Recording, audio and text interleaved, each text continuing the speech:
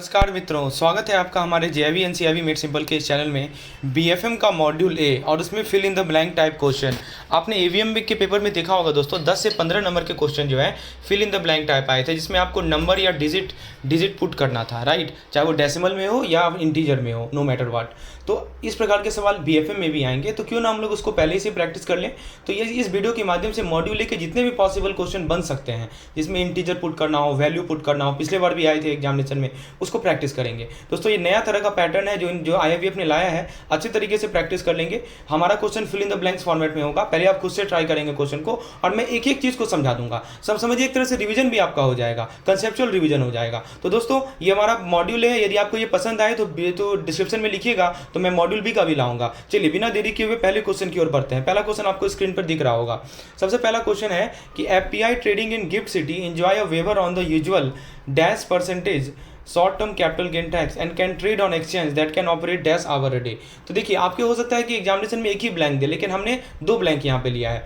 तो सबसे पहले एफपीआई का मतलब होता है फॉरेन पोर्टफोलियो इन्वेस्टर, यानी ऐसे इन्वेस्टर जो इंडिया के स्टॉक या बॉन्ड मार्केट में पैसा लगाते हैं, राइट। नॉर्मली अगर कोई एफपीआई इंडिया में शॉर्ट टर्म इन्वेस्टमेंट करता है, यानी 3 साल से कम टाइम के लिए करता है, उसको शॉर्ट टर्म बोलते हैं, तो उस पर जो short term capital gain STCG लगता है ना, वो 30% लगता है। तो जो पहला फिल इन द ब्लैंक होगा वहाँ पे 30% होगा। लेकिन अगर गिफ्ट सिटी, जो कि गुजरात में एक स्पेशल फाइनेंशियल हब है, वहां पर एफपीआई को यह 30% टैक्स नहीं देना पड़ता। इट मींस टैक्स वेव्ड है, समझे बात को। दूसरा ब्लैंक है can trade exchange that operate dash hour a day. तो गिफ्ट सिटी के एक्सचेंज जैसे इंडिया आईएनएक्स 22 घंटे दिन भर ऑपरेट करते हैं, ताकि फॉरेन इन्वेस्टर किसी भी टाइम ट्रेड कर सकें, टाइम जोन की दिक्कत ना हो। तो क्या आंसर सही होगा?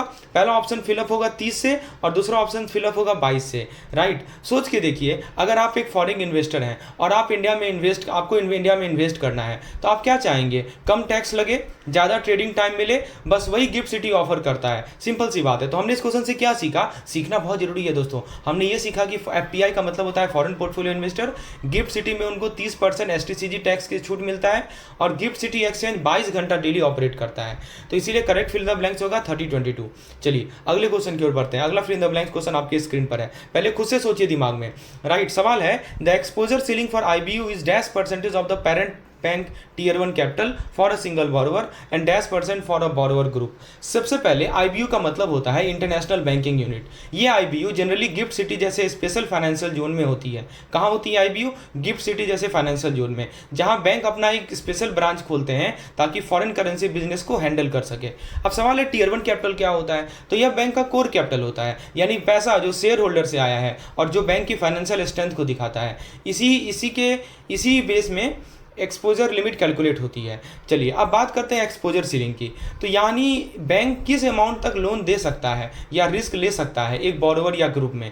अब रूल सुनिए। रूल क्या कहता है? अगर एक ही बोरोवर को लोन दिया जा रहा है तो ज़्यादा से ज़्यादा 5% तक ही एक्सपोजर ले सकते हैं।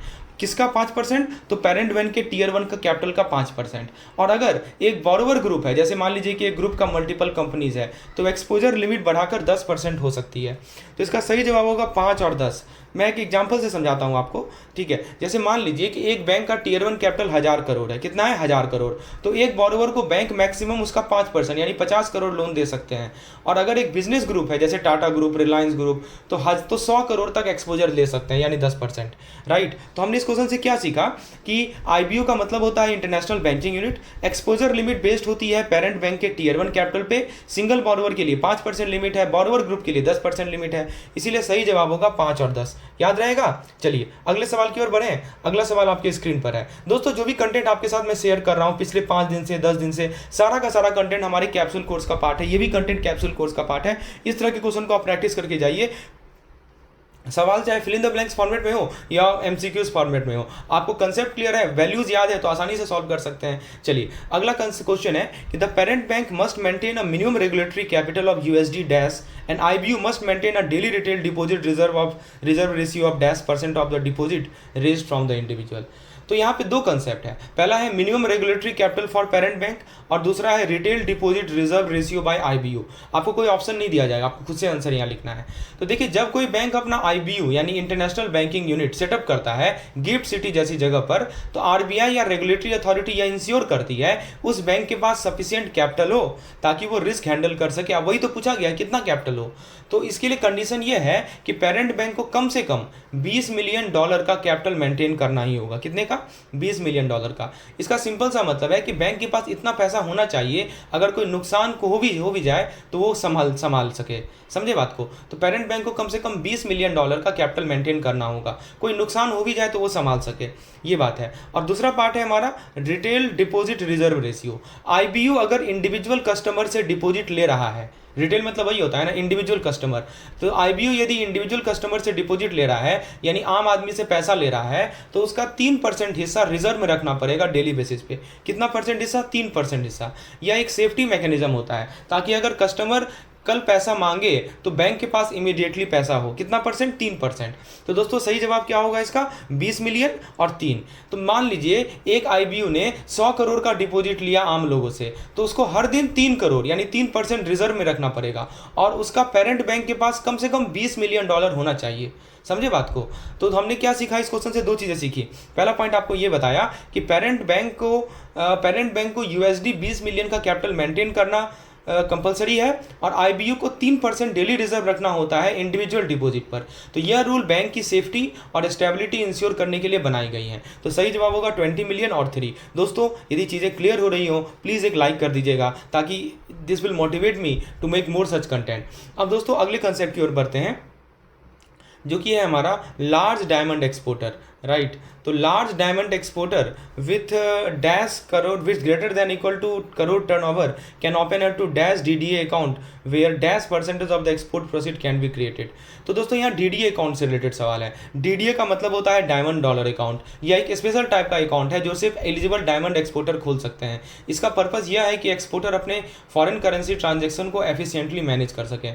तो देखिए फिल इन द ब्लैंक्स को 1 बाय 1 समझते हैं। तो पहला जो है हमारा है 3 करोड़, ठीक है, 3 करोड़ टर्नओवर। अगर किसी डायमंड एक्सपोर्टर का एनुअल टर्नओवर 3 करोड़ या उससे ज़्यादा है तभी लार्ज एक्सपोर्टर माना जाता है। दूसरी बात है कि 5 अकाउंट खोल सकता है। ऐसे large exporter maximum 5 DDA account खोल सकते हैं, यानी अगर उनकी मल्टीपल ब्रांचेज हैं तो भी 5 ही अलाउड है। और तीसरा है हमारा 100% प्रोसीड, यानी डायमंड एक्सपोर्टर अपने 100% एक्सपोर्ट प्रोसीड यानी पूरे के पूरे फॉरेन अर्निंग को डीडीए में क्रेडिट कर सकते हैं। लिखा है ना, 100% एक्सपोर्ट प्रोसीड को डीडीए में क्रेडिट कर सकते हैं।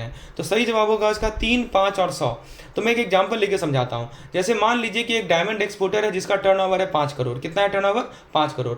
तो उसका टर्नओवर 3 करोड़ से ज़्यादा है तो एलिजिबल है, वो 5 तक डीडीए खोल सकता है और अपने जितने भी फॉरेन बायर हैं उससे पेमेंट आई है तो वो 100% डीडीए में क्रेडिट भी कर सकता है। समझे बात को? 100% डीडीए मतलब डायमंड एक्सपोर्टर अपने 100% एक्सपोर्ट क्रेडिट यानी पूरे के पूरे फॉरेन अर्निंग को डीडीए अकाउंट में क्रेडिट भी कर सकता है, ठीक है। तो जितने भी फॉरेन बायर से अर्निंग पेमेंट आई है इस आदमी को, वो 100% डीडीए में क्रेडिट कर सकता है। तो हमने 3 चीज़ें सीखी यहाँ से। क्या चीज़ें सीखी? पहला पॉइंट आपको बताया कि डायमंड डॉलर अकाउंट एक special type of forex account होता है एक्सपोर्टर के लिए। दूसरा पॉइंट आपको बताया कि मिनिमम 3 करोड़ टर्नओवर चाहिए लार्ज एक्सपोर्टर बनने के लिए। तीसरा पॉइंट आपको मैंने बताया कि मैक्सिमम 5 डीडीए अकाउंट खोल सकते हैं और 100% फॉरेक्स अर्निंग जो है डीडीए में क्रेडिट की जा सकती है। याद रहेगा ये 4 पॉइंट। चलिए अगले क्वेश्चन की ओर बढ़े हम लोग। अगला क्वेश्चन है capitalization is capped at dash percentage and shipment invoice much reach RBI with in dash day. बताइए दोस्तों, बहुत अच्छा सवाल है, प्लीज ट्राई कीजिए इसको। तो कैपिटलाइजेशन को कितना परसेंट पे कैप किया गया है?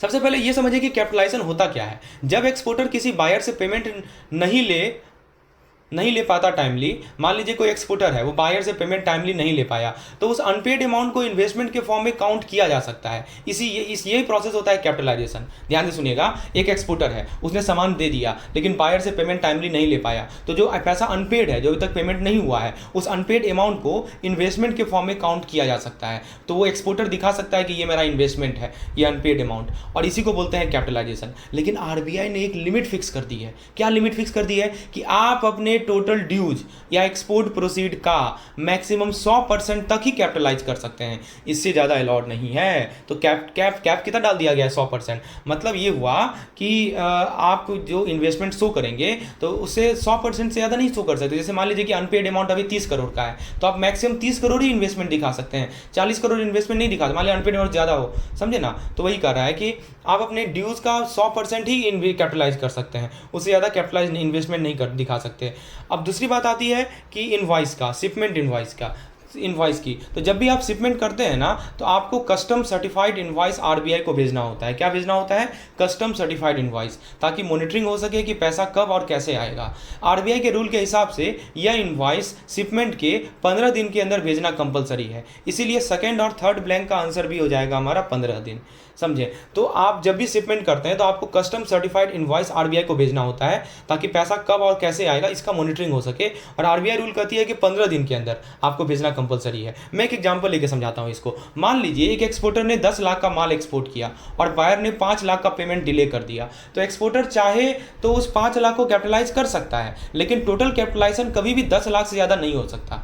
तो जिनका एक्सपोर्ट प्रोसीड है वो कितना है? 10 लाख है। तो 10 लाख से ज़्यादा वो कभी भी कैपिटलाइजेशन नहीं कर सकता, और उसको शिपमेंट के 15 दिन के अंदर आरबीआई को एक इनवॉइस भेजना जरूरी है, वरना कॉम्प्लाइंस इशू हो सकता है। तो हमने इस क्वेश्चन से 3 चीज़ें सीखी। पहला हमने ये सीखा कि कैपिटलाइजेशन का मीनिंग क्या होता है। कैपिटलाइजेशन का मीनिंग होता है कि जो अनपेड एक्सपोर्ट ड्यूज हैं उसको इक्विटी या इन्वेस्टमेंट में कन्वर्ट करना, समझे, इसी को बोलते हैं कैपिटलाइजेशन। और कैपिटलाइजेशन की जो लिमिट है, जो आपकी एक्सपोर्ट प्रोसीड है, यानी जो आपने एक्सपोर्ट किया है, कितना अमाउंट का एक्सपोर्ट किया है, उसका 100% है, ठीक है, एक्सपोर्ट वैल्यू का। और इनवॉइस आरबीआई को भेजना होता है शिपमेंट के 15 दिन के अंदर, ठीक है। और यह रूल आरबीआई ने कॉम्प्लायंस और मॉनिटरिंग के लिए बनाई है, इसलिए याद रखिए 100% कैप, 15 दिन का लिमिट, ऐसे याद रहेगा ना आपको हमेशा के लिए। बिल्कुल सही। अगले क्वेश्चन की ओर बढ़ें। अगला क्वेश्चन आपके सामने है स्क्रीन पर। सवाल ये पूछ रहा है आपसे कि ODI form has dash part with part 1 containing dash section.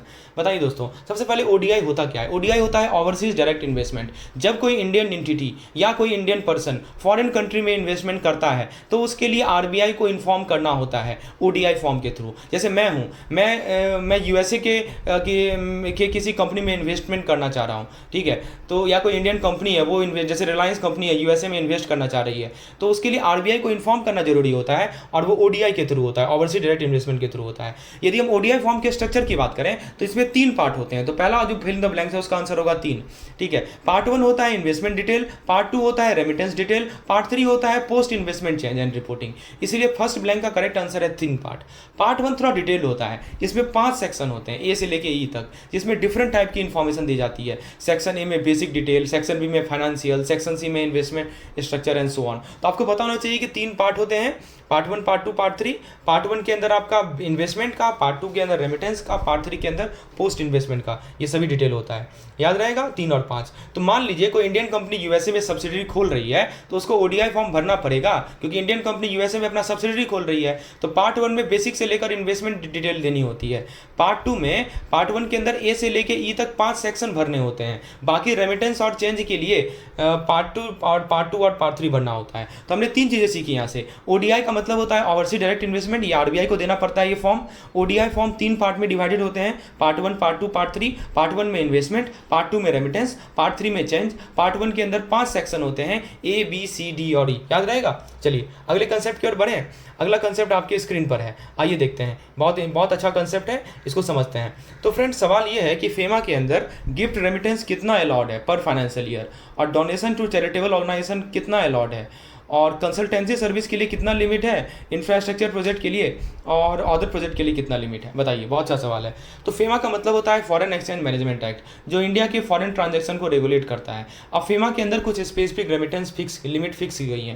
पहला होता है गिफ्ट रेमिटेंस। तो अगर कोई इंडियन रेजिडेंट अपने रिलेटिव या किसी भी पर्सन को गिफ्ट भेजना चाहता है फॉरेन कंट्री में, तो उसका लिमिट है $2.5 लाख पर फाइनेंशियल ईयर, ठीक है। तो पहला जो फिल इन द ब्लैंक होगा उसमें 2.5 लाख होगा। फिर डोनेशन लिमिट है, अगर कोई पर्सन या कंपनी फॉरेन की किसी चैरिटेबल ऑर्गेनाइजेशन को डोनेशन भेजना चाहता है तो उसका भी लिमिट वही है, क्या है, $2.5 लाख पर फाइनेंशियल ईयर। तो फर्स्ट और सेकंड ब्लैंक का आंसर सेम है, 2.5 लाख। कंसल्टेंसी लिमिट है, अगर कोई इंडियन कंपनी किसी फॉरेन इंफ्रास्ट्रक्चर प्रोजेक्ट के लिए कंसल्टेंसी सर्विस देता है तो रेमिटेंस का लिमिट है $10 मिलियन, $10 मिलियन, समझे। 1 करोड़ हो जाता है, समझे। तो फॉर यहाँ पे ज़्यादा है, ठीक है। वहाँ पे बेसिकली वहाँ पे कितना था, वहाँ पे था आपका 2.5 लाख डॉलर। यहाँ पे 10 मिलियन है। तो कंसल्टेंसी के लिए, वो भी इंफ्रास्ट्रक्चर प्रोजेक्ट के लिए। और consultancy limit for other project, मान लीजिए किसी भी जनरल नॉन इंफ्रास्ट्रक्चर प्रोजेक्ट के लिए कंसल्टेंसी का जो लिमिट होता है वो 1 लाख होता है, ठीक है। तो थर्ड और फोर्थ का क्या आंसर हो जाएगा, 10 लाख और 1 लाख। मान लीजिए मिस्टर राज अपने यूएसए में भतीजे को गिफ्ट भेजना चाहते हैं, तो मैक्सिमम 2.5 लाख डॉलर एक साल में भेज सकते हैं। या फिर एक एनजीओ यूएसए में ऑर्फेन सपोर्ट के लिए डोनेशन मांगती है, तो वो भी 2.5 लाख डॉलर तक अलाउड है। और अगर इन्फोसिस किसी फॉरेन गवर्नमेंट के हाईवे प्रोजेक्ट के लिए कंसल्टेंसी देता है, तो वो 10 मिलियन डॉलर तक ले सकता है। बाकी छोटी प्राइवेट प्रोजेक्ट के लिए वो लिमिट सिर्फ 1 लाख डॉलर है। याद रहेगा ना दोस्तों। तो एक बार रिकॉल कर लें। देखिए, सबसे पहले गिफ्ट रेमिटेंस लिमिट है 2.5 लाख डॉलर, डोनेशन लिमिट है 2.5 lakh dollar, consultancy infra project limit है आपका 10 मिलियन डॉलर, और कंसल्टेंसी अदर प्रोजेक्ट लिमिट है 1 मिलियन डॉलर। चलिए दोस्तों, अपना ये इसका समझ में आ गया आपको जवाब। तो फेमा जो है फॉरेन ट्रांजेक्शन को रेगुलेट करती है। गिफ्ट और डोनेशन दोनों का लिमिट है 2.5 लाख डॉलर।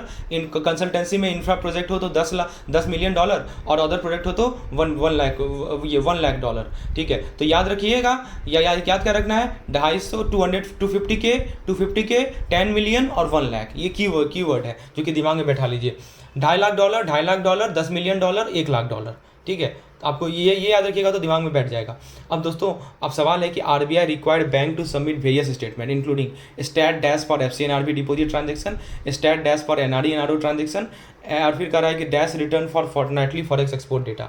बताइए दोस्तों, सबसे पहले एफसीएनआरबी का मतलब थोड़ा समझ लीजिए। एफसीएनआरबी होता है foreign currency non resident deposit account. ये वो एनआरआई कस्टमर के डिपॉजिट होते हैं जो डायरेक्टली फॉरेन करेंसी में डिपॉजिट करते हैं, जैसे कि डॉलर में, ग्रेट ब्रिटेन पाउंड में। इनके डिपॉजिट का ट्रैकिंग आरबीआई करता है, और किसके थ्रू करता है, स्टैट 5 के थ्रू करता है। तो इसको आप ऐसे याद रख सकते हैं, एफसीएनआरबी में कितना डिजिट है, कितना अल्फाबेट है, 5 अल्फाबेट है, तो यहाँ 5 हो जाएगा, स्टैट 5 हो जाएगा, ऐसे याद रख सकते हैं। तो इन डिपॉजिट का ट्रैकिंग आरबीआई करता है स्टैट 5 रिपोर्ट के थ्रू। और इसका तो पहला जो ब्लैंक है उसका आंसर है 5। अब जरा सेकंड ब्लैंक को देखिए। एनआरई एनआरओ ट्रांजेक्शन का जो ये होता है, रिपोर्टिंग होता है। एनआरई आपको पता है नॉन रेजिडेंट एक्सटर्नल होता है, एनआरओ नॉन रेजिडेंट ऑर्डिनरी होता है। तो यह भी एनआरई अकाउंट होते हैं, लेकिन रूपी डिनोमिनेटेड होते हैं, जो कि आर लिखा हुआ है। तो आरबीआई को इन अकाउंट का भी मंथली डेटा चाहिए होता है, इसीलिए इन्हें बैंक सबमिट करते हैं स्टैट 8।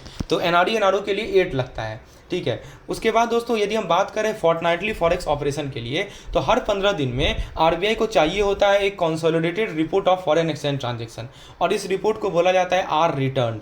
और ये पार्ट होता है हमारा फेटर्स का। फेटर्स समझते हैं, फेटर्स का मतलब होता है foreign exchange transaction electronic report system. तो हर 15 दिन में आरबीआई को चाहिए होता है एक स्ट्रक्चर्ड, एक कंसोलिडेटेड फॉरेन एक्सचेंज ट्रांजैक्शन का रिपोर्ट, ठीक है, 15 दिन में। और ये होता है आर रिटर्न। तो पहले में 5 होगा, दूसरे में 8 होगा, तीसरे में आर रिटर्न होगा, समझे। तो दोस्तों, मान लो एक्सिस बैंक के पास एनआरआई के एफसीएनआरबी अकाउंट हैं, तो उसको आरबीआई को स्टैट 5 भेजना होगा। फिर उसी ब्रांच के कुछ एनआरआई कस्टमर को एनआरई एनआरओ अकाउंट भी हैं, तो उसको स्टैट 8 भेजना पड़ेगा। और overall foreign currency inflow outflow का डेटा जो है फोर्टनाइटली आर रिटर्न के फॉर्म में सबमिट करना होगा।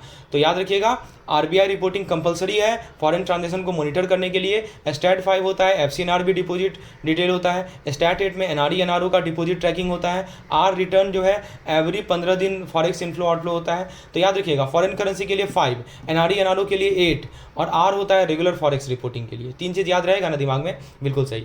अब दोस्तों, अगले क्वेश्चन की ओर बढ़ते हैं। फ्रेंड्स, नेक्स्ट क्वेश्चन आपके सामने है। यहाँ पे 2 स्टेटमेंट दी गई हैं, राइट। आपको बताना है कि फिल इन द ब्लैंक्स क्या होगा। पहला कह रहा है कि EMF 1 की बात कर रहा है। EMF 1 was the part of World Bank loan of $1 million for industrial project, और EMF 2 announce to amounted to $10 million as a part of World Bank loan for export development. दोस्तों, EMF 1 होता क्या है? EMF 1 का full form होता है export marketing fund 1।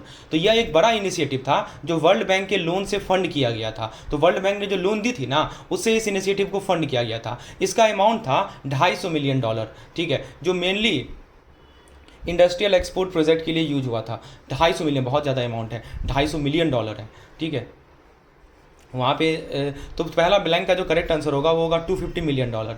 ठीक है। तो और दूसरा बात करें EMF2 की, तो ये एक्सपोर्ट मार्केटिंग फंड 2 है। ये भी वर्ल्ड बैंक लोन का पार्ट था, लेकिन ये रिलेटिवली छोटी स्कीम थी। तो टोटल अमाउंट जो थी ना वो केवल $37 मिलियन थी, यानी $37 मिलियन। और फोकस था एक्सपोर्ट डेवलपमेंट पे, जैसे कि स्मॉल बिजनेस को हेल्प करना, मार्केटिंग, प्रमोशन। तो मैं आपको एग्जाम्पल लेके समझा देता हूँ। अगर आप मान लीजिए 1990s में एक एक्सपोर्ट ओरिएंटेड फैक्ट्री चला रहे होते 1990 में क्या चला रहे हैं आप, एक्सपोर्ट ओरिएंटेड फैक्ट्री चला रहे हैं, तो आपको एक्सपोर्ट बूस्ट करने के लिए EMF के थ्रू कैपिटल मिलता, क्योंकि इसका फोकस था इंडस्ट्रियल एक्सपोर्ट पे। और अगर आप एक स्मॉल एक्सपोर्टर होते जिसे एक्सपोर्ट मार्केटिंग और डेवलपमेंट की जरूरत होती, तो आपको EMF2 के से सपोर्ट ले सकते थे। तो EMF1 का याद रखिएगा $250 मिलियन इंडस्ट्रियल एक्सपोर्ट प्रोजेक्ट के लिए, और EMF2 होता है $37 मिलियन जो होता है एक्सपोर्ट डेवलपमेंट के लिए। तो बस हमने क्या सीखा यहाँ से, EMF1 जो होता है बड़ा लोन होता है, $250 मिलियन तक होता है इंडस्ट्रियल एक्सपोर्ट प्रोजेक्ट के लिए, और EMF2 स्मॉल लोन होता है। तो EMF1 याद रखिएगा बड़ा लोन है, EMF2 स्मॉल लोन है, जिसमें $37 मिलियन का कैप है, जो कि एक्सपोर्ट डेवलपमेंट प्रोजेक्ट के लिए होता है। चलिए अब हम लोग नेक्स्ट कंसेप्ट की ओर बढ़ते हैं। ये फैक्टरिंग से रिलेटेड सवाल है। चलिए दोस्तों, सवाल है कि ECGC factoring service provide up to %% finance against approved export transaction. बताइए क्या होगा। सबसे पहले फैक्टरिंग का सिंपल मतलब समझिए। जब आपने माल एक्सपोर्ट किया और आपके बायर ने तुरंत पेमेंट नहीं दिया, तब आपका पैसा ECGC आपको एडवांस में दे सकता है। इसे ही कहते हैं फैक्टरिंग सर्विस। आपने माल एक्सपोर्ट कर दिया, आपने बायर से तुरंत पेमेंट नहीं, आपके बायर ने तुरंत पेमेंट दिया नहीं, तो आपका पैसा ECGC आपको एडवांस में दे सकता है। ECGC का मतलब होता है एक्सपोर्ट क्रेडिट गारंटी कॉर्पोरेशन। यह इंडियन एक्सपोर्टर को रिस्क कवर और फाइनेंस दोनों प्रोवाइड करती है। अब बात करते हैं परसेंटेज की, तो ECGC आपको अप्रूव्ड एक्सपोर्ट ट्रांजेक्शन के अगेंस्ट मैक्सिमम की बात हो रही है, ठीक है, 90% तक फाइनेंस देता है। यानी अगर आप बायर से 10 लाख का अगर आपका, ठीक है, बायर से 10 लाख का इन्वॉइस है, तो ECGC आपको 9 लाख तक की फंडिंग दे सकता है। बाकी पैसा आपको बायर से मिलने के बाद फाइनेंस सेटलमेंट में मिलता है।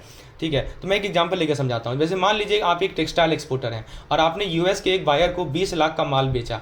बायर ने बोला पेमेंट 60 दिन बाद मिलेगा, आपको तुरंत पैसा चाहिए, तो आप ECGC से फैक्टरिंग ले सकते हैं। ECGC आपको 20 लाख का 9% यानी 18 लाख मैक्सिमम तक तुरंत एडवांस दे सकता है। तो याद रखिएगा, फैक्टरिंग का मतलब होता है कि advance payment against pending export bill. ECGC का रूल है कि एक्सपोर्टर को फंड देता है और प्रोटेक्शन देता है। मैक्सिमम लिमिट है 90%। ठीक है। तो सिंपल सा चीज़ याद रखिए, इनवॉइस का 90% ECGC देता है, बाकी बायर से आता है। चलिए अब एक बहुत ही अच्छा क्वेश्चन है, इसके अंदर 5 फिल इन द ब्लैंक्स हैं। आइए इसको समझते हैं।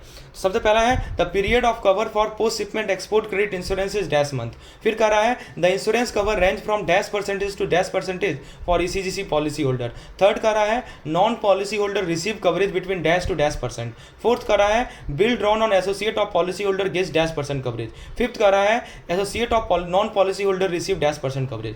तो ये 5 आपके सामने फिल इन द ब्लैंक हैं। आइए सॉल्व करते हैं। सबसे पहले पीरियड ऑफ कवर की बात करते हैं। तो दोस्तों जब आपने माल एक्सपोर्ट कर दिया, तो ECGC आपको जो पोस्ट शिपमेंट इंश्योरेंस देता है उसकी वैलिडिटी होती है 12 मंथ तक। यानी एक बार कवर मिल गया ना, तो 1 साल तक आपका जो पेमेंट है वो पेमेंट रिस्क सिक्योर रहेगा। ठीक है। आपने माल एक्सपोर्ट कर दिया, ECGC आपको पोस्ट शिपमेंट इंश्योरेंस देता है और उसका कवर होता है, वैलिडिटी होती है 12 मंथ, मतलब 1 साल तक आपका पेमेंट रिस्क सिक्योर रहेगा। फिर दोस्तों दूसरा है कि जो इंश्योरेंस पॉलिसी होल्डर के लिए कितना कवर मिलता है। तो अगर आप ECGC से रजिस्टर्ड पॉलिसी होल्डर हैं तो आपको मिलता है 90 से लेकर 95%, 90 to 95% तक इंश्योरेंस कवर। यानी अगर आपका 10 लाख का बिल है तो बायर मान लीजिए डिफॉल्ट कर गया, तो ECGC 9 लाख तक का लॉस कवर करेगा। समझे। तो ये चीज़ है। तीसरा पॉइंट, अगर मान लीजिए नॉन पॉलिसी होल्डर है तो कितना कवर मिलेगा। तो अगर आप ECGC से रजिस्टर्ड एक्सपोर्टर नहीं है, यानी नॉन पॉलिसी होल्डर है, तब भी आपको प्रोटेक्शन मिलता है, लेकिन कम मिलता है। और इसका जो लिमिट होता है ना, वो 50% से लेकर 75 तक होता है, यानी 50 to 75 होता है। तो थर्ड में होगा 50 to 75। अब सवाल है कि एसोसिएट के बिल पे कितना कवर मिलेगा। अगर आप अपने किसी एसोसिएट फर्म, जैसे मान लीजिए सब्सिडरी हो गया, ग्रुप कंपनी हो गया, उसको माल भेज रहे हैं तो कवर थोड़ा कम मिलता है। देखिए दूसरे कंपनी को भेजेंगे तो ठीक है, कवर ज़्यादा मिलेगा, लेकिन अपने एसोसिएट को माल भेज रहे हैं, सब्सिडी को भेज रहे हैं, ग्रुप कंपनी को भेज रहे हैं, तो कवर कम मिलेगा। क्योंकि देखिए यदि आप पॉलिसी होल्डर के एसोसिएट हैं, ठीक है, पॉलिसी होल्डर के एसोसिएट है तो 60% का कवर मिलेगा। नॉन पॉलिसी होल्डर के एसोसिएट है तो फिर 50%। तो आपका डिपेंड करता है कि पॉलिसी होल्डर के एसोसिएट हैं या नहीं है। ठीक है। तो देखिए मैं एग्जांपल लेके समझा देता हूँ इन 5 चीज़ को। मान लीजिए आप ECGC के पॉलिसी होल्डर हैं और आपने 20 लाख का माल अफ्रीका में एक्सपोर्ट किया। बायर ने डिफॉल्ट कर दिया, तो ईसीजीसी आपको कितना देगा बताइए, क्योंकि आप पॉलिसी होल्डर है ना, तो 90% तक दे सकता है, तो 90 से 95% यानी 18 से लेके 19 लाख तक लॉस कवर करेगा। और अगर आप ईसीजीसी के मेंबर नहीं हैं तो फिर आपको 50 से 75% यानी 10 से 15 लाख देगा। तो दोस्तों हमने इसमें 5 चीज़ें कंसेप्ट क्लियर की। सबसे पहला याद रखिएगा कि जो हमारा पीरियड ऑफ कवर होता है, खासकर ये पोस्ट शिपमेंट इंश्योरेंस की बात हो रही है, राइट, पोस्ट शिपमेंट, तो पीरियड ऑफ कवर जो होता है 12 महीने का होता है। ईसीजीसी पॉलिसी होल्डर को 90 से लेकर 95% तक कवर मिलता है। नॉन पॉलिसी होल्डर को 50 से लेकर 75% तक कवर मिलेगा। एसोसिएट ऑफ पॉलिसी होल्डर को 60% कवरेज मिलेगा। Associate of non policy holder को 11% कवरेज मिलेगा। समझे, तो ये चीज़ ध्यान रखना है। तो यहाँ हमने क्या सीखा, पोस्ट शिपमेंट इंश्योरेंस का कवर वैलिड होता है 12 महीना के लिए। ईसीजीसी पॉलिसी होल्डर होने का फायदा ये है कि आपको प्रोटेक्शन ज़्यादा मिलता है। नॉन पॉलिसी होल्डर एक्सपोर्टर को भी कुछ प्रोटेक्शन मिलता है लेकिन कम मिलता है। तो पॉलिसी होल्डर ज़्यादा सिक्योर होता है, एसोसिएट थोड़ा अनसियोर होता है। ये बातें क्लियर होनी चाहिए। अब देखिए एक और सवाल है, बहुत अच्छा सवाल है आपके सामने। तो सवाल कर रहा है कि ईसीजीसी क्लासिफाइज का dash country under it risk assessment system. Option B कर रहा है as of 31 December 21 dash country where in open cover category. फिर कर रहा है restricted cover group 1 include dash country. फिर कर रहा है restricted cover group 2 content dash country. फिर कर रहा है ECGC uses a dash fold risk classification system. तो ये 5 फिल इन द ब्लैंक है। आप देखिए हम लोग हर एक पॉसिबिलिटी को देख रहे हैं, ऐसा कुछ छोड़ने नहीं वाले हैं जिससे क्वेश्चन आ जाए आप बोले कि ये नया चीज़ है। नया आएगा ही नहीं, क्या आ सकता है, मॉड्यूल लेके जितना भी फिल इन द ब्लैंक्स है सबको मैंने इस पीडीएफ में डाल रखा है। भले ही वो वीडियो में पूरा कवर हो ना हो, पीडीएफ में तो कवर है ही है, राइट, जिसका आपको कैप्सूल कोर्स में उसका कंटेंट मिल जाएगा। तो फ्रेंड्स यदि आप इतना कर लेते हैं ना, तो जो आपको 10 से 15 नंबर के जो क्वेश्चन आते हैं मैं आपको हर एक मॉड्यूल का प्रोवाइड कर दूंगा, ABCD का सेपरेटली, राइट। तो आप वो 10 मार्क्स 15 मार्क्स तो फिक्स रहेगा। चलिए देखते हैं। तो सबसे पहला सवाल है कि कितने कंट्री हैं ईसीजीसी में। तो ईसीजीसी दुनिया के 239 कंट्री को अपने रिस्क सिस्टम में क्लासिफाई करता है। इसका मतलब है कि ईसीजीसी हर कंट्री के ट्रेड रिस्क को ट्रैक करता है। तो सही जवाब होगा इसका पहला का 239। फिर ओपन कवर कंट्री क्या होता है, इसमें से 207 देश जो होते हैं वो ईसीजीसी ने ओपन कवर कैटेगरी में रखी है। ओपन कवर का मतलब है इन कंट्री में एक्सपोर्ट रिलेटिवली सेफ माने जाते हैं और ईसीजीसी इन पर इजीली इंश्योरेंस देता है। तो 207 कंट्री हैं जो कि ओपन कवर में है। और रिस्ट्रिक्टेड कवर ग्रुप 1 के अंदर क्या क्या क्या आता है, 22 देश हैं जो कि रिस्ट्रिक्टेड कवर ग्रुप 1 में रखे गए हैं। यानी ये कंट्री थोड़ा रिस्की है, लेकिन अगर स्पेशल अप्रूवल्स ले लिया जाए तो कवर मिल सकता है। और रिस्ट्रिक्टेड कवर ग्रुप 2 के कुछ कंट्री और भी ज़्यादा रिस्की होते हैं, उनको रिस्ट्रिक्टेड कवर ग्रुप 2 में डाला जाता है। इसमें 10 कंट्री हैं, इनमें सिर्फ वेरी सेलेक्टिव और अप्रूव ट्रांजेक्शन ही ईसीजीसी इंश्योर करता है। और रिस्क क्लासिफिकेशन लेवल की बात करें तो ईसीजीसी हर कंट्री के रिस्क को एक 7 लेवल सिस्टम में क्लासिफाई करता है, जिसको बोलते हैं 7 फोल्ड रिस्क क्लासिफिकेशन सिस्टम।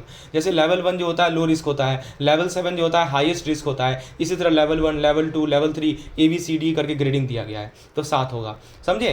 तो जैसे मान लीजिए कि आप एक एक्सपोर्टर हैं और आपका बायर है जापान में, तो जापान जैसे कंट्री ओपन कवर में आते हैं तो आपको ईसीजीसी का कवर आसानी से मिल जाएगा। लेकिन अगर आपका बायर सीरिया में है, अफगानिस्तान जैसे कंट्री में है, तो ये तो हो सकता है ये होगा और रिस्ट्रिक्टेड कवर ग्रुप 2 में आ जाएगा, जहाँ पे इंश्योरेंस मिले ना मिले केस टू केस डिपेंड करेगा। तो दोस्तों हमने इस क्वेश्चन से क्या सीखा, हमने इस क्वेश्चन से सीखा कि टोटल 239 कंट्री जो होते हैं वो ईसीजी सिस्टम में होते हैं। उसमें से 207 देश जो होते हैं वो ओपन कवर में आते हैं, 22 कंट्री हमारे RCG 1 में आते हैं, 10 कंट्री हमारे RCG 2 में आते हैं और 7 फोल्ड रिस्क क्लासिफिकेशन सिस्टम है। तो याद रहेगा ना बेसिक पॉइंट। चलिए अब देखिए, तो याद रखिएगा ओपन जो है 207 है, रेस्ट जो है रिस्की है, 7 फोल्ड रिस्क है, यानी 7 बार सोच के एक्सपोर्ट करना है। फ्रेंड्स तो ये आपको याद रहेगा। अगले कंसेप्ट की ओर बढ़े हम लोग। तो देखिए आपके सामने क्वेश्चन है, दोस्तों। इसमें पूछा जा रहा है कि ECGC country risk classification cover dash country total in which dash in open cover dash in RCG। I think ये हमने डिस्कस कर लिया है, ठीक है, इसको हम स्किप कर रहे हैं। हाँ, ये इसको देखिए, ये वाला क्वेश्चन देखिए। तो जो हमारा नेक्स्ट क्वेश्चन है उसमें आपसे इन्वेस्टमेंट के रिगार्डिंग पूछा जा रहा है कि an investment in a listed Indian company qualifies as FDI if it is dash और more of the paid up equity capital on a fully diluted basis. बताइए। तो दोस्तों FDI का मतलब होता है जब कोई फॉरेन इन्वेस्टर डायरेक्टली किसी इंडियन कंपनी में इन्वेस्टमेंट करता है, स्पेशली इक्विटी शेयर में। अब सवाल ये उठता है कि कब ये इन्वेस्टमेंट FDI के कैटेगरी में काउंट होता है। तो आंसर है अगर इन्वेस्टमेंट 10% या उससे ज़्यादा हो तो उसे FDI माना जाता है। तो जब कोई फॉरेन इन्वेस्टर डायरेक्टली किसी इंडियन कंपनी में इन्वेस्टमेंट करता है तो हमें यह देखना है कि इन्वेस्टमेंट 10% से ज़्यादा है या नहीं, तभी ये इन्वेस्टमेंट FDI की कैटेगरी में आता है। मैं एक एग्जांपल लेके समझाता हूँ। मान लीजिए एक फॉरेन कंपनी ने इंडियन लिस्टेड कंपनी के 100 करोड़, मान लीजिए कि एक फॉरेन कंपनी है, उसने इंडियन लिस्टेड कंपनी के 100 करोड़ के पेडअप कैपिटल में 12 करोड़ इन्वेस्ट किया, तो पेड अप कैपिटल देखा जाता है। तो भारतीय कंपनी का पेड अप कैपिटल है 100 करोड़ और फॉरेन कंपनी ने 12 करोड़ इन्वेस्ट किया, तो 12 करोड़ कितना परसेंट हो गया 100 करोड़ का, 12% हो गया, जो कि 10% से ज़्यादा है। तो यह इन्वेस्टमेंट एफडीआई की कैटेगरी में आएगा। लेकिन अगर कोई सिर्फ 8 करोड़ इन्वेस्ट करे, मतलब केवल 8% ही इन्वेस्ट करे, तो वो एफडीआई नहीं माना जाएगा, उसे एफपीआई कहा जाता है। तो ये क्लासिफिकेशन याद रखिएगा। तो दोस्तों और एक और वर्ड यहाँ लिखा है फुल्ली डाइल्यूटेड बेसिस। इसका क्या मतलब है? मतलब ये हुआ कि टोटल कैपिटल तब कितना होगा जब सारे कन्वर्टेबल इंस्ट्रूमेंट, अब कन्वर्टेबल इंस्ट्रूमेंट क्या होते हैं, जैसे डिवेंचर, वारंट, ये सब कन्वर्टेबल इंस्ट्रूमेंट होते हैं। तो टोटल कैपिटल तब कितना होगा जब सारे कन्वर्टेबल इंस्ट्रूमेंट को शेयर में कन्वर्ट हो जाएंगे। तो एफडीआई का कैलकुलेशन उसी टोटल कैपिटल के बेस पे किया जाता है। अभी जो हमने पेड अप कैपिटल बोला ना, तो कौन सा कैपिटल हम लेंगे? तो जब सारे के सारे कन्वर्टेबल, जिसको आप कन्वर्ट कर सकते हैं, जैसे डिवेंचर, वारंट को आप कन्वर्ट कर सकते हैं शेयर में, तो सारे कन्वर्टेबल इंस्ट्रूमेंट शेयर में कन्वर्ट कर दीजिए, तब जो कैपिटल होता है तब उस पर एफडीआई कैलकुलेट होता है। इसी को बोलते हैं फुल्ली डाइल्यूटेड कैपिटल। तो की पॉइंट याद रखने वाला फॉर्मूला है कि एफडीआई के केस में इन्वेस्टमेंट जो है 10% से ज़्यादा होना चाहिए इक्विटी में किसी इंडियन लिस्टेड कंपनी का फुल्ली डाइल्यूटेड बेसिस पे। तो एफडीआई तभी माना जाता है जब इन्वेस्टमेंट हो 10% या उससे ज़्यादा। ठीक है, तो 10% या उससे ज़्यादा इन्वेस्टमेंट हो तभी एफडीआई माना जाता है। तो ये आपको समझ में आ गया, फुल्ली डाइल्यूटेड बेसिस का मतलब समझ में आ गया। तो चलिए अगले क्वेश्चन की ओर आगे बढ़ते हैं। An investment qualified as FPI. अब एफपीआई पे सवाल है, when it is below 10% of the listed paid up capital paid up equity capital on a fully diluted basis. तो जब कोई फॉरेन इन्वेस्टर किसी इंडियन लिस्टेड कंपनी में पैसा लगाता है, तो उस इन्वेस्टमेंट दो कैटेगरी में बांटा जाता है, एफडीआई और एफपीआई। सिंपल रूल याद रखिए, अगर इन्वेस्टमेंट 10% या उससे ज़्यादा हो तो एफडीआई कहलाता है, अगर इन्वेस्टमेंट 10% से कम हो तो एफपीआई कहलाता है। इस क्वेश्चन में पूछा गया है कि एफपीआई कब क्वालिफाई होता है, तो आंसर सही जवाब है कि जब इन्वेस्टमेंट 10% से कम हो। छोटी सी एग्जांपल के साथ समझते हैं। मान लीजिए कि एक फॉरेन इन्वेस्टर ने इंडियन लिस्टेड कंपनी में 5 करोड़ इन्वेस्ट किया, जिसका पेड अप कैपिटल है 100 करोड़। तो 100 करोड़ का आप यदि 5% हो गया 5 करोड़, तो 10% से कम है, एफपीआई कहलाएगा। और यदि 15 करोड़ इन्वेस्ट करता, एफडीआई कहलाता। फुल्ली डाइल्यूटेड बेसिस का मतलब यह होता है कि यह देखना कि अगर सारे कन्वर्टेबल डिवेंचर या वारंट शेयर में कन्वर्ट हो जाए तो टोटल कैपिटल कितना बनेगा, या टोटल फिगर लेके 10% का कैलकुलेशन किया जाता है, समझे। तो एफपीआई मतलब जब फॉरेन इन्वेस्टर का इन्वेस्टमेंट 10% से कम हो, ठीक है, इन इक्विटी कैपिटल। और यह कैलकुलेशन होता है हमारा फुल्ली डाइल्यूटेड बेसिस पे। अगर 10% से ज़्यादा हो जाए तो वो एफडीआई बन जाता है। बस ये लॉजिक याद रखिएगा। अब आइए इस वाले को डिस्कस करते हैं, फिल इन द ब्लैंक को। सवाल है कि ECB two return must be submitted with in dash day after the month end. फिर कह रहा है late reporting can be regularise for delay up to dash day with LSF. फिर third कह रहा है the maximum delay period mention is dash year. Fourth कह रहा है LSF ranges from dash to dash year rupees per year. बताइए, सबसे पहले ईसीबी का मतलब होता है एक्सटर्नल कमर्शियल बोरोइंग, यानी जब इंडियन कंपनी फॉरेन सोर्स से लोन लेती है। जब कोई भी कंपनी ईसीबी लेती है तो उसे हर महीने एक रिटर्न फाइल करना होता है, जिसे कहते हैं ईसीबी टू रिटर्न। डेडलाइन क्या है? तो यह रिटर्न हर महीने के ख़त्म होने से 7 दिन के अंदर आरबीआई को भेजना होता है। तो पहला का आंसर हो जाएगा 7 डेज। अगर डिले हो गया तो अगर कोई कंपनी 7 दिन के बाद फाइल करती है तो आरबीआई उनको एक मौका देता है रेगुलराइज करने का यूजिंग एलएसएफ। एलएसएफ होता है लेट सबमिशन फी। तो डिले 30 दिन तक हो तो एलएसएफ पे करके आप फाइल कर सकते हैं। पर अगर डिले बहुत ज़्यादा हो जाए तो आरबीआई अलाउ करता है कि मैक्सिमम 3 साल पुरानी फाइलिंग भी एलएसएफ के थ्रू एक्सेप्ट हो सकती है। तो एलएसएफ अमाउंट कितना होता है? तो एलएसएफ का अमाउंट होता है 5,000 से लेकर 1 लाख तक एक साल में। वो डिपेंड करता है कि कितना डिले हुआ है। छोटी सी एग्जांपल लेते हैं। अगर एक कंपनी जून के मंथ का ईसीबी टू रिटर्न जुलाई 5 तक भेज देती है तो परफेक्ट बात है। लेकिन अगर वो जुलाई 25 को भेजती है तो एलएसएफ लगेगा, यानी लेट सबमिशन फी लगेगा। लेकिन चिंता मत कीजिए, 30 दिन के अंदर है तो ईजिली आपका रेगुलराइज हो जाएगा। लेकिन अगर वही सेम रिटर्न 3 साल बाद भेजना चाहे तो आरबीआई अलाउ करता है, बस एलएसएफ ज़्यादा लगेगा। तो हमने इस क्वेश्चन से क्या सीखा? हमने इस क्वेश्चन से सीखा कि जो ईसीबी टू रिटर्न होता है वो फाइल करनी होती है हर महीने के बाद 7 दिन के अंदर, पहला पॉइंट। दूसरा पॉइंट हमने सीखा अगर डिले हो जाए तो 30 दिन तक एलएसएफ देके रेगुलराइज किया जा सकता है, यानी लेट सबमिशन फी देके आप रेगुलराइज फिर से कर सकते हैं। आरबीआई मैक्सिमम 3 साल पुरानी फाइलिंग एक्सेप्ट करता है और एलएसएफ चार्ज होता है 5,000 से लेकर 1 लाख तक। समझ में आ गया दोस्तों? आपको ईसीबी टू का फंडा समझ में आया? अगर हाँ तो प्लीज़ कमेंट में लिखिए, लेट हुआ तो एलएसएफ देके भी चलेगा, समझे, याद रहेगा आपको ये सब चीज़ें। चलिए अगले कंसेप्ट की ओर बात करते हैं। तो दोस्तों अगला जो क्वेश्चन है वो है हमारा ECB proceed can be parked in term deposit for a maximum of dash month cumulatively while ECB to return must reach RBI within dash working day after month end and parameter changes must be reported within dash day of modification। देखिए सब तरह का सवाल है, पहले समझिए। ECB proceed term example आपको बताता हूं। जैसे मान लीजिए कि आपने अप्रैल में ईसीबी रिसीव किया, अप्रैल में आपको बोरोइंग रिसीव किया, तो आप उस फंड को अप्रैल से लेकर अगले 12 महीना तक की टर्म डिपॉजिट में रख सकते हैं, लेकिन आप उसके बाद आपको उसको यूज करना पड़ेगा। अप्रैल का ईसीबी टू रिटर्न आपको मई के 7 वर्किंग डे तक आरबीआई को भेजना होगा। सपोज आपने 10 मई को ईसीबी के टर्म्स चेंज किए, तो 17 मई तक आपको आरबीआई को इन्फॉर्म करना होगा। तो दोस्तों हमने क्या सीखा इस क्वेश्चन से? ईसीबी का पैसा मैक्सिमम 12 महीना तक टर्म डिपॉजिट में पार्क कर सकते हैं। ईसीबी टू रिटर्न हर महीने के बाद 7 वर्किंग डे के अंदर आरबीआई को भेजना होता है, और ईसीबी में अगर कोई भी चेंजेस हो तो 7 दिन के अंदर आरबीआई को इन्फॉर्म करना होता है। याद रहेगा, एकदम सिंपल भाषा में समझा रहा हूं, कुछ भी आपको दिक्कत नहीं होनी चाहिए, राइट। तो 1277 रूल याद रखिएगा। अगर आपको ईसीबी का टर्म डिपॉजिट और रिटर्न फाइलिंग का फंडा क्लियर हो गया तो कमेंट में लिखिए 1277 रूल, तो आपको याद रहेगा ये चीज, ठीक है। इसीलिए नोट कीजिए कमेंट में 1277। अगले कंसेप्ट की ओर बढ़ते हैं। तो अगला जो कंसेप्ट है वो है हमारा एमएएमपी, राइट। चलिए एमएएमपी पे देखते हैं। एमएएमपी होता है मिनिमम एवरेज मैच्योरिटी पीरियड। तो सवाल है कि dash year for standard requirement including for startup, dash year for manufacturing sector ECB up to $50 million, dash year for ECB from foreign equity holder for working capital और general corporate, dash year for repayment of non capex rupee loan, dash year for ECB use for working capital और general capital purpose, ठीक है। और फिर है capex rupees loan, non, मतलब 6 fill in the blank है। आपको सबका एमएएमपी बताना है, मिनिमम एवरेज मैच्योरिटी पीरियड बताना है। चलिए बताइए दोस्तों क्या क्या होगा। तो दोस्तों ये बेसिकली एमएएमपी पूछा गया है। आपसे पहले ये समझिए कि एमएएमपी होता क्या है। एमएएमपी का मतलब है कितनी एवरेज टाइम तक बोरोवर को ईसीबी का पैसा रखना पड़ेगा बिफोर रिपेमेंट स्टार्ट। तो यह आरबीआई के रूल के अकॉर्डिंगली फिक्स होता है। तो सबसे पहले देखिए किसी भी नॉर्मल केस में ना, ठीक है, ईसीबी के लिए मिनिमम एवरेज मैच्योरिटी 3 साल का है। स्टार्टअप के लिए भी सेम रूल अप्लाई होता है। तो अगर कोई कंपनी मान लीजिए $30 मिलियन ईसीबी ले रही है तो उसे एवरेज 3 साल तक पैसा होल्ड करना होगा।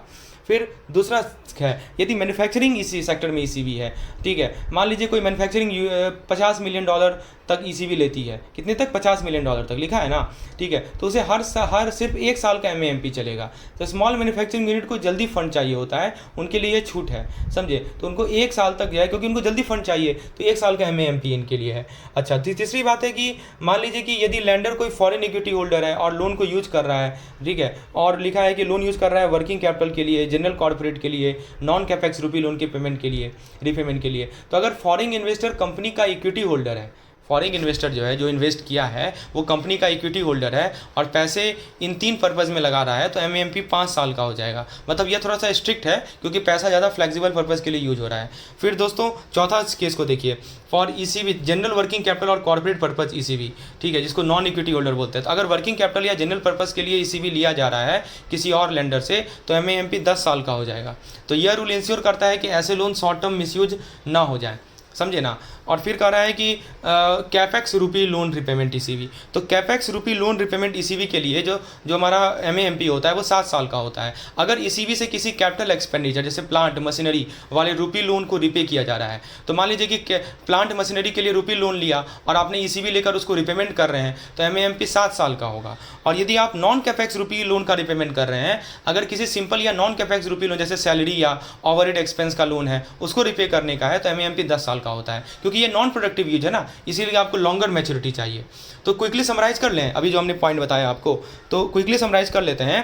तो देखिए स्टैंडर्ड ईसीबी के लिए 3 साल, मैन्युफैक्चरिंग सेक्टर के लिए 1 साल जिसमें $50 मिलियन से कम हो, foreign equity holder working capital के लिए 5 साल, वर्किंग कैपिटल जनरल कॉर्पोरेट के लिए 10 साल, कैपेक्स रूपी लोन रिपेमेंट के लिए 7 साल, non capex rupee loan repayment के लिए 10 साल। तो दोस्तों अब आपको एमएएमपी के सारे इंपॉर्टेंट रूल एकदम क्लियर हो गए होंगे, या टेबल जरूर रिवाइज कर लीजिएगा, राइट। एग्जाम के लिए सुपर यूजफुल है, राइट। तो दोस्तों याद रखिएगा मैक्सिमम 3 साल किसमें है, 3 साल है, स्टैंडर्ड केस में 3 साल लगता है, मैन्युफैक्चरिंग को छूट दिया गया 1 साल का, ठीक है। फॉरेन इक्विटी होल्डर है तो 5 साल, और 5 साल ये बस एक ही केस में 5 साल है फॉरेन इक्विटी होल्डर, 10 साल 2 केस में है, non capex rupee loan repayment और वर्किंग कैपिटल और जनरल पर्पस, ठीक है, और कैपेक्स के लिए 7 साल है। चलिए अब दोस्तों एमएएमपी आपको याद हो गया, तो अगले क्वेश्चन की ओर बढ़ें।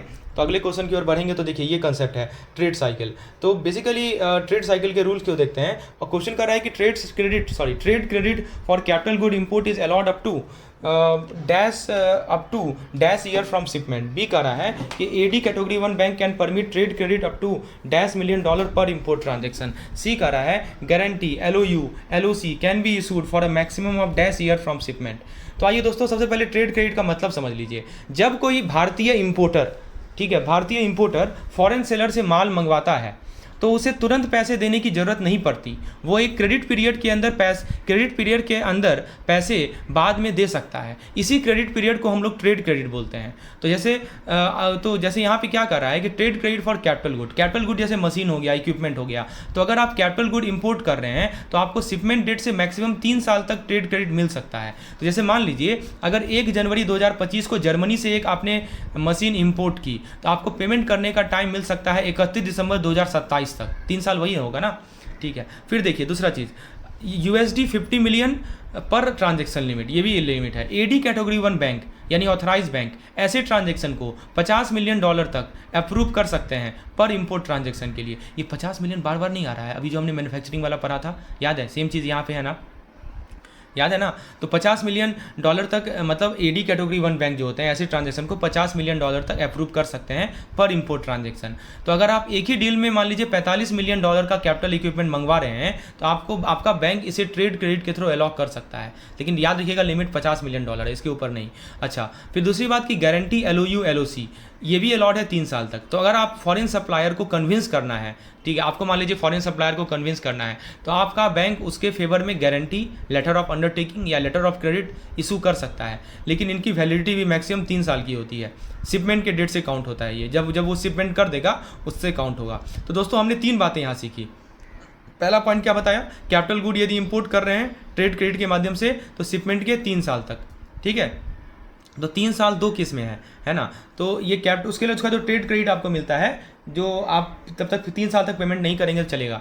उसके बाद मैक्सिमम क्रेडिट जो बैंक अलाउ करती है पर ट्रांजेक्शन वो होता है $50 मिलियन पर ट्रांजेक्शन, और गारंटी LOU LOC की वैलिडिटी भी 3 साल की होती है। तो दोस्तों यह था सिंपल एक्सप्लेनेशन CIB के एक ट्रिकी टॉपिक का। अब आपको ट्रेड क्रेडिट क्लियरली याद रहेंगे, 3 साल, 50 मिलियन और 3 साल, राइट, ये याद रखिएगा। अब आइए दोस्तों बायर्स क्रेडिट की बात कर लेते हैं। तो देखिए सब तरह का सवाल है यहाँ पे। तो बायर्स क्रेडिट में क्या पूछ रहा है कि buyers credit for capital good is up to dash year from the shipment, for non capital good the maximum period is dash year, the per transaction limit for buyer credit is USD dash million. बताएंगे क्या सही जवाब है। पहले buyer credit होता क्या है। Buyer credit एक ऐसा लोन होता है जो इंपोर्टर को मिलता है, लेकिन इंडियन बैंक से नहीं बल्कि किसी फॉरेन बैंक से या फाइनेंशियल इंस्टीट्यूशन से। इसका यूज इंपोर्ट पेमेंट के लिए किया जाता है, ठीक है। इंपोर्टर को मिल रहा है, कौन दे रहा है, तो भारतीय बैंक नहीं दे रही है, ठीक है। कौन दे रही है, तो फॉरेन बैंक दे रही है या फॉरेन फाइनेंशियल इंस्टीट्यूशन दे रही है। तो कैपिटल गुड के केस में 3 साल का क्रेडिट पीरियड होता है, जैसे हमने ऊपर देखा था। तो अगर आपको कोई मशीन, प्लांट या बड़ा इक्विपमेंट इंपोर्ट कर रहे हैं यानी कैपिटल गुड इंपोर्ट कर रहे हैं तो आपको बायर क्रेडिट मिल सकता है 3 साल के लिए, शिपमेंट डेट से काउंट किया जाता है, ठीक है। तो जर्मनी से एक इंडस्ट्रियल रोबोट इंपोर्ट किया जा रहा है 1 जनवरी 2025 को, तो रिपेमेंट आप कर सकते हैं 31 दिसंबर 2027 तक। तो मतलब ट्रेड क्रेडिट मतलब कि रिपेमेंट कब तक आप कर सकते हैं, ये होता है। नॉन कैपिटल गुड में केवल 1 साल का दिया जाता है, ठीक है। तो अगर आप नॉर्मल गुड जैसे raw material, finish goods, consumable import कर रहे हैं तो मैक्सिमम एक साल तक। लेकिन अगर आपकी फर्म का ऑपरेटिंग साइकिल 9 महीना है तो वही अप्लाई होगा, समझे ना, या तो 1 साल या आपका कंपनी का ऑपरेटिंग साइकिल। तो अगर आपका मान लीजिए टेक्सटाइल फैब्रिक इंपोर्ट कर रहे हैं तो रिपेमेंट पीरियड होगा 1 साल या आपका ऑपरेटिंग साइकिल जो भी छोटा हो।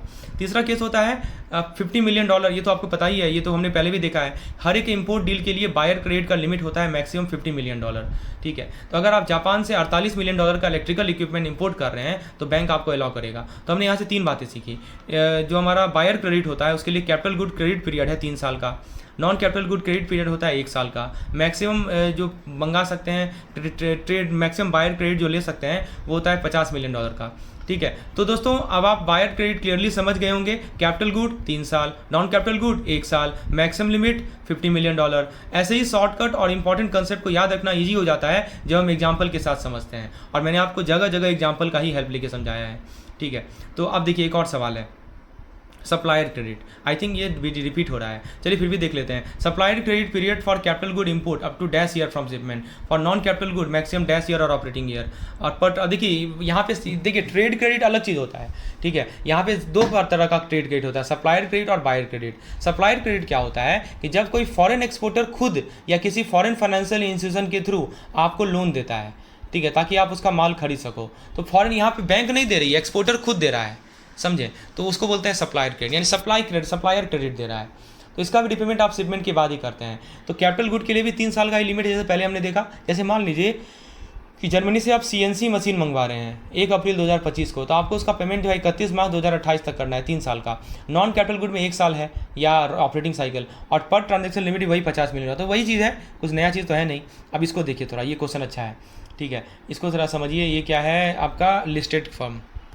अब फ्रेंड्स देखिए क्वेश्चन है आपके सामने कि advance remittance up to $dollar require no guarantee, remittance above $dollar but below $dollar may omit guarantee with board approval. Third का रहा है case exceeding $dollar need RBI approval. Fourth का रहा है government entity require waiver for remittance of a $US। और fifth का रहा है import completion period is month, standard goods और ईयर कैपिटल गुड्स। फिर 6 का रहा है import evidence submission deadline day after import period. तो दोस्तों 6 यहाँ फिल इन द ब्लैंक हैं। आइए एक एक करके डिस्कस करते हैं। सबसे पहले हम लोग बात करते हैं advance remittance with no guarantee, right. तो अगर आप किसी फॉरेन सेलर को माल भेजने से पहले पैसा भेज रहे हैं तो उसी को एडवांस रेमिटेंस बोलते हैं ना, तो उसे बोलते हैं एडवांस रेमिटेंस। तो अगर रेमिटेंस अमाउंट $2 लाख या उससे कम है तो बैंक गारंटी देना मैंडेटरी नहीं है, समझे। अच्छा मान लीजिए कि 2 लाख से ज़्यादा है, तो अगर रेमिटेंस $2 लाख से ज़्यादा है लेकिन $5 मिलियन तक है तो गारंटी जो है छोड़ा जा सकता है अगर आपके बोर्ड ऑफ डायरेक्टर अप्रूव कर दें। तो जैसे मान लीजिए कि आप $3 मिलियन का रॉ मटेरियल एडवांस भेजना चाहते हैं, राइट, तो बोर्ड अप्रूव करे तो बैंक गारंटी नहीं लगेगी, ये चीज़ ध्यान रखना है। और यदि $5 मिलियन से ऊपर का है तब RBI का अप्रूवल चाहिए। अगर आप $5 मिलियन से ज़्यादा का रेमिटेंस एडवांस में भेजना चाहते हैं तो RBI की स्पेसिफिक अप्रूवल लगती है, ठीक है। और फिर कह रहा है कि गवर्नमेंट डिपार्टमेंट, तो अगर कोई गवर्नमेंट डिपार्टमेंट $1 लाख से ज़्यादा का एडवांस भेज रहा है तो उनको भी वेवर लेना होता है बैंक गारंटी से छूट के लिए, समझे। तो वेवर लेना पड़ता है। गवर्नमेंट मान लीजिए कोई गवर्नमेंट डिपार्टमेंट जो है एडवांस रेमिटेंस भेज रहा है, अभी माल आया नहीं, पहले से ही पैसा भेज रहा है, तो $1 लाख से ज़्यादा के एडवांस भेज रहे हैं तो उनको भी वेवर लेना होता है। फिर एक होता है इंपोर्ट कंप्लीशन पीरियड। तो स्टैंडर्ड गुड के केस में माल 6 महीने के अंदर आना चाहिए डेट ऑफ रेमिटेंस से, ठीक है। स्टैंडर्ड गुड के केस में जो इंपोर्ट कंप्लीशन पीरियड है वो 6 महीने का है। और कैपिटल गुड के लिए टाइम थोड़ा ज़्यादा मिलता है, 3 साल तक का टाइम दिया जाता है डिलीवरी कंप्लीट करने के लिए। तो इंपोर्ट कंप्लीशन पीरियड बताएंगे कितना होता है, स्टैंडर्ड गुड में 6 महीना, कैपिटल गुड में 3 साल, ठीक है। फिर होता है हमारा प्रूफ सबमिशन डेडलाइन। जैसे ही आपका इंपोर्ट का पीरियड कंप्लीट होता है आपको 15 दिन के अंदर शिपिंग BOE डॉक्यूमेंट बैंक को देना पड़ता है, तो 15 दिन होता है इंपोर्ट एविडेंस सबमिलाइन। तो यहाँ पे हमने 6 चीज़ें समझी। पहला चीज़ क्या बताया आपको, पहला पॉइंट आपको बताया कि कोई गारंटी की रिक्वायरमेंट नहीं होती है 2 लाख तक। फिर बोर्ड अप्रूवल को चाहिए आपको 2 लाख से लेके 5 मिलियन तक, यानी 50 लाख तक। RBI अप्रूवल मैंडेटरी होता है 50 लाख के ऊपर तक, ठीक है। तो ये क्या है 2 लाख, 50 लाख, 5 लाख। तो अभी मैंने आपको बताया ना कि ये जो है ये एडवांस रेमिटेंस है। यदि आप सामान बाद में मंगा रहे, पैसा पहले ही भेज रहे हैं तो आपको अप्रूवल लेना पड़ता है। फिर हमने आपको बताया कि गवर्नमेंट वेवर चाहिए, गवर्नमेंट को भी वेवर चाहिए होता है। गवर्नमेंट भी मान लीजिए एडवांस रेमिटेंस भेज रही है तो 1 लाख के ऊपर यदि भेजेगी तो वेवर लेना पड़ेगा। इंपोर्ट कंप्लीशन जो होता है स्टैंडर्ड गुड के लिए 6 महीना, कैपिटल गुड के लिए 3 साल, और इंपोर्ट करने के बाद सबमिशन डेडलाइन जो होता है 15 दिन का होता है। तो दोस्तों आपने देखा ना कितने लॉजिकल तरीके से ये क्वेश्चन को समझा जा सकता है। एडवांस रेमिटेंस के लिए रूल को याद रखने के लिए याद रखिए 200 के, राइट, 5 मिलियन, 6 महीना, 15 दिन, ठीक है, ये सब चीज़ है। अब आइए दोस्तों इस पार्टिकुलर केस स्टडी की ओर बढ़ते हैं। इस particular fill in the blank में overdue bill exceeding %% of the previous year turnover disqualify exporter from gold card. फिर कह रहा है in principal limit are sanction for year with automatic renewable. Standby limit must be greater than और equal to %% of the assess limit. फिर D कह रहा है processing timeline day for fresh, day for renewable, day for ad hoc, right.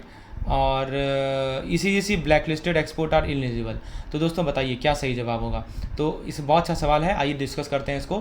सबसे पहला कह रहा है ओवरड्यू बिल। अगर किसी एक्सपोर्टर के overdue export bill previous year के टोटल टर्नओवर का 10% से ज़्यादा हो जाता है तो वो गोल्ड कार्ड के लिए डिस्क्वालीफाइड हो जाता है। जैसे मान लीजिए पिछले साल एक्सपोर्टर का टर्नओवर था 10 करोड़, अगर 1 करोड़ से ज़्यादा एक्सपोर्ट पेमेंट अभी तक आया नहीं, यानी ओवरड्यू हो जाता है, तो उसको गोल्ड कार्ड नहीं मिलेगा। तो ये गोल्ड कार्ड की बहुत इंपॉर्टेंट कंडीशन है। एक्सपोर्ट ओवरड्यू जो है इनके पिछले साल के टर्नओवर का 10% से ज़्यादा नहीं होना चाहिए।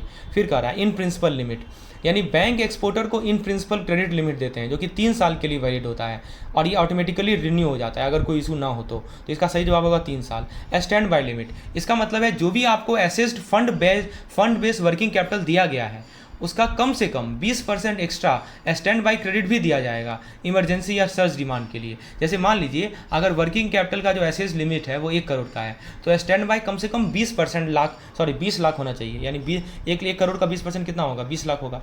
फिर प्रोसेसिंग टाइमलाइन कर रहा है, तो गोल्ड कार्ड स्कीम में कहा जा रहा है कि गोल्ड कार्ड स्कीम में प्रोसेसिंग बहुत फास्ट होती है। फ्रेश एप्लीकेशन है 25 दिन में, रिन्यूएबल है 15 दिन में, एडॉक रिक्वेस्ट है 7 दिन में। तो यह फास्ट टाइमलाइन इंश्योर करता है कि एक्सपोर्टर को टाइमली क्रेडिट मिल जाए। तो ये क्वेश्चन बता रहा है कि गोल्ड कार्ड के लिए क्या क्या रिक्वायरमेंट है। इन प्रिंसिपल लिमिट कितने दिन में सैंक्शन हो जाएगा, स्टैंड बाय लिमिट कितना होना चाहिए। तो मैंने आपको बताया ना, इन प्रिंसिपल लिमिट 3 साल के लिए होता है, ऑटोमेटिकली रिन्यू हो जाता है, ठीक है। और दोस्तों मैंने आपको ये भी बताया कि अगर एक्सपोर्टर का नाम ECGC के कौशल या ब्लैक लिस्ट में है तो उसको गोल्ड कार्ड नहीं मिल सकता। तो गोल्ड कार्ड के रिगार्डिंग 3-4 पॉइंट याद रखिए कि एलिजिबिलिटी के लिए मैक्सिमम ओवरड्यू बिल जो है वो 10% है, इसके अंदर ही होना चाहिए तभी एलिजिबल, ज़्यादा होगा तो एलिजिबल नहीं होगा। इन प्रिंसिपल लिमिट का जो वैलिडिटी होता है 3 साल का होता है। स्टैंड बाई क्रेडिट लिमिट जो होता है वो ज़्यादा होता है, एटलीस्ट जो है 20% से ज़्यादा होना चाहिए एसेस लिमिट का। और प्रोसेसिंग टाइम जो है फ्रेश एप्लीकेशन के लिए 25 दिन, रिन्यूएबल के लिए 15 दिन और एडहॉक रिक्वेस्ट के लिए 7 दिन होता है। ब्लैक लिस्टेड नहीं होना चाहिए, तभी गोल्ड कार्ड का फ़ायदा उठा सकते हैं। चलिए अगले क्वेश्चन की ओर बढ़ें। सवाल है, for selective credit control commodity export LC और firm order must be produced with in dash month of sanction. और फिर सेकंड कह रहा है कि PCL for oil seed export must be liquidated with in dash day from advance day. तो दोस्तों जब एक्सपोर्टर को SCC यानी सेलेक्टिव क्रेडिट कंट्रोल आइटम जैसे वीट, शुगर, राइस, इसके लिए एक्सपोर्ट के लिए फाइनेंस दिया जाता है, एक्सपोर्टर को इन सभी सेलेक्टिव क्रेडिट कंट्रोल आइटम के एक्सपोर्ट के लिए फाइनेंस दिया जाता है, तो बैंक उसे एक्सपेक्ट करता है कि वो विद इन 1 मंथ एक्सपोर्ट का LC या फर्म एक्सपोर्ट ऑर्डर सबमिट करे। जैसे मान लीजिए अगर आपको 1 जून को बैंक से SSC आइटम के लिए फाइनेंस मिला, SSC आइटम में क्या होता है, जैसे चाय, जैसे गेहूं हो गया, चीनी हो गया, राइस हो गया। तो अगर आपको मान लीजिए 1 जून को बैंक से SSC आइटम के लिए फाइनेंस मिल रहा है तो 1 जुलाई तक आपको एक्सपोर्ट का प्रूफ देना होगा, 1 मंथ, ठीक है। एक्सपोर्ट का प्रूफ कि आपने एक्सपोर्ट कर दिया, वरना बैंक आगे डिसबर्समेंट से मना कर देगी। यही करना चाह रहा है सिंपल भाषा में बोले। फिर कह रहा है PCL फॉर ऑयल सीड। तो अगर ऑयल सीड जैसे आइटम के लिए अगर एक्सपोर्टर ने PCL लिया है, PCL मतलब कि प्री शिपमेंट क्रेडिट, तो उसे 30 दिन के अंदर रिपेमेंट करना होगा आफ्टर डिसबर्सल, ठीक है। जैसे मान लीजिए कि आपने 10 जुलाई को PCL लिया, तो आप 9 अगस्त तक उसका लिक्विडेशन करना पड़ेगा, या तो शिपमेंट हो जाए या रिपेमेंट हो जाए, ठीक है। मस्ट बी लिक्विडेटेड मतलब पेमेंट करना पड़ेगा। तो हमने 2 चीज़ें यहाँ सीखी। तो देखिए SCC कमोडिटी का रूल क्या है कि एक्सपोर्ट LC हो या फर्म ऑर्डर सबमिशन हो लोन के 1 महीने के अंदर, और जो PCL लिक्विडेशन होता है ऑयल सीड एक्सपोर्ट के लिए वो 30 दिन के अंदर। तो दोस्तों आपने देखा ना SCC कमोडिटी के लिए टाइम डिसिप्लिन बहुत इंपॉर्टेंट है। एक्सपोर्ट प्रूफ 1 महीने में और ऑयल सीड के PCL सिर्फ 30 दिन के अंदर क्लियर करने होते हैं। चलिए उसके बाद दोस्तों नॉर्मल ट्रांजिट पीरियड पे आ जाते हैं। तो सवाल है कि normal transit period export bill के लिए कितना होता है, maximum concessional interest period including NTP usance grace period कितना होता है। आप देखिए साइड बिल, अच्छा ये दोनों छोड़ दीजिए, पहले 2 का बता दीजिए। दोस्तों NTP क्या होता है कि जब आपका बिल ऑफ एक्सचेंज ड्रॉ होता है तो एक्सपोर्टर को पैसा तब मिलता है जब पेमेंट आता है। तो बैंक एक 25 दिन का 25 डेज का स्टैंडर्ड बफर देते हैं, जिसे कहते हैं NTP यानी नॉर्मल ट्रांजिट पीरियड। जैसे मान लीजिए अगर आपने गुड्स शिप किए और साइड बिल बनाया तो पेमेंट एक्सपेक्टेड है शिपमेंट के अप्रॉक्स 25 दिन बाद। फिर एक होता है हमारा मैक्सिमम कंसेशनल इंटरेस्ट पीरियड, जो कि होता है 365 दिन का। RBI अलाउ करता है कंसेशनल इंटरेस्ट एक्सपोर्ट फाइनेंस पर, लेकिन सिर्फ मैक्सिमम 365 दिन अलाउ करता है, जिसके अंदर NTP, यूजांस पीरियड, ग्रेस पीरियड सब कुछ होता है। फिर होता है हमारा side bill concessional period. Side bill का मतलब होता है ऑन डिमांड पेमेंट, जैसे ही बिल अराइव करे पेमेंट होना चाहिए, लेकिन प्रैक्टिकली 25 दिन का NTP दिया जाता है और वही कंसेशनल पीरियड माना जाता है। फिर होता है हमारा 90 डे यूजांस पीरियड, ठीक है। तो आपका बिल यदि यूजांस है तो टेनर 90 दिन है, तो कंसेशनल इंटरेस्ट जो है 90 + 25 यानी 115 दिन तक चार्ज होगा। तो NTP 25 दिन याद रखिएगा। मैक्सिमम कंसेशनल इंटरेस्ट पीरियड जो मिलता है 365 दिन का मिलता है, ये याद रखना है। चलिए उसके बाद सवाल है कि the total period of PCL should not exceed dash day normally, but bank can extend it up to dash day. Any extension beyond dash day would disqualify the exporter from the concessional interest rate. बहुत अच्छा सवाल है। PCL होता है packing credit loan, यह एक advance होता है जो एक्सपोर्टर को मिलता है गुड शिप करने से पहले, जिससे वर्किंग कैपिटल मैनेज होता है, जैसे रॉ मटेरियल खरीदना, पैकिंग करना, मैन्युफैक्चर करना। तो नेक्स्ट क्वेश्चन जो है आपके पास वो कह रहा है कि इसमें 2 ब्लैंक हैं, एक जगह पे हमें डेज बताना है और दूसरी जगह पे हमें परसेंटेज बतानी है। यह क्वेश्चन पूछ रहा है कि एक्सपोर्ट स्कीम के डॉक्यूमेंट सबमिट करने का टाइम कितने दिन का है, और अगर लेट हो जाए तो पेनल्टी कितने % पर मंथ है। तो इसका जवाब है 30 दिन का है और 0.5% पर मंथ है। मतलब आपको डॉक्यूमेंट 30 दिन के अंदर सबमिट करने हैं, नहीं तो हर महीने आपको 0.5% पेनल्टी लगेगी। अब ये समझना ज़रूरी है कि क्योंकि बेसिकली सबसे पहले इसको एक एग्जांपल से समझते हैं। ठीक है, जैसे मान लीजिए कि आप एक दुकान पे जाते हैं और दुकान वाला कहता है भाई यह पिज़्ज़ा ऑर्डर करने का टाइम लिमिट है इतना मिनट, और अगर लेट ऑर्डर किया तो एक्स्ट्रा इतना रुपये चार्ज होगा।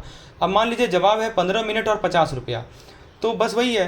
ठीक है, तो देखा दोस्तों कि बिल्कुल सिंपल सा चीज़ है। तो याद रखिएगा कि आपका जो टाइम लिमिट होता है डॉक्यूमेंट को सबमिट करने का एक्सपोर्ट स्कीम के अंदर, वो 30 दिन का होता है कि आपने एक्सपोर्ट कर दिया, उसके 30 दिन के अंदर जो है डॉक्यूमेंट सबमिट कर दीजिए, नहीं तो आपको लेट सबमिशन फाइन देना पड़ेगा, पेनल्टी, जो कि पर मंथ के हिसाब से लगता है, और वो होता है 0.5% होता है।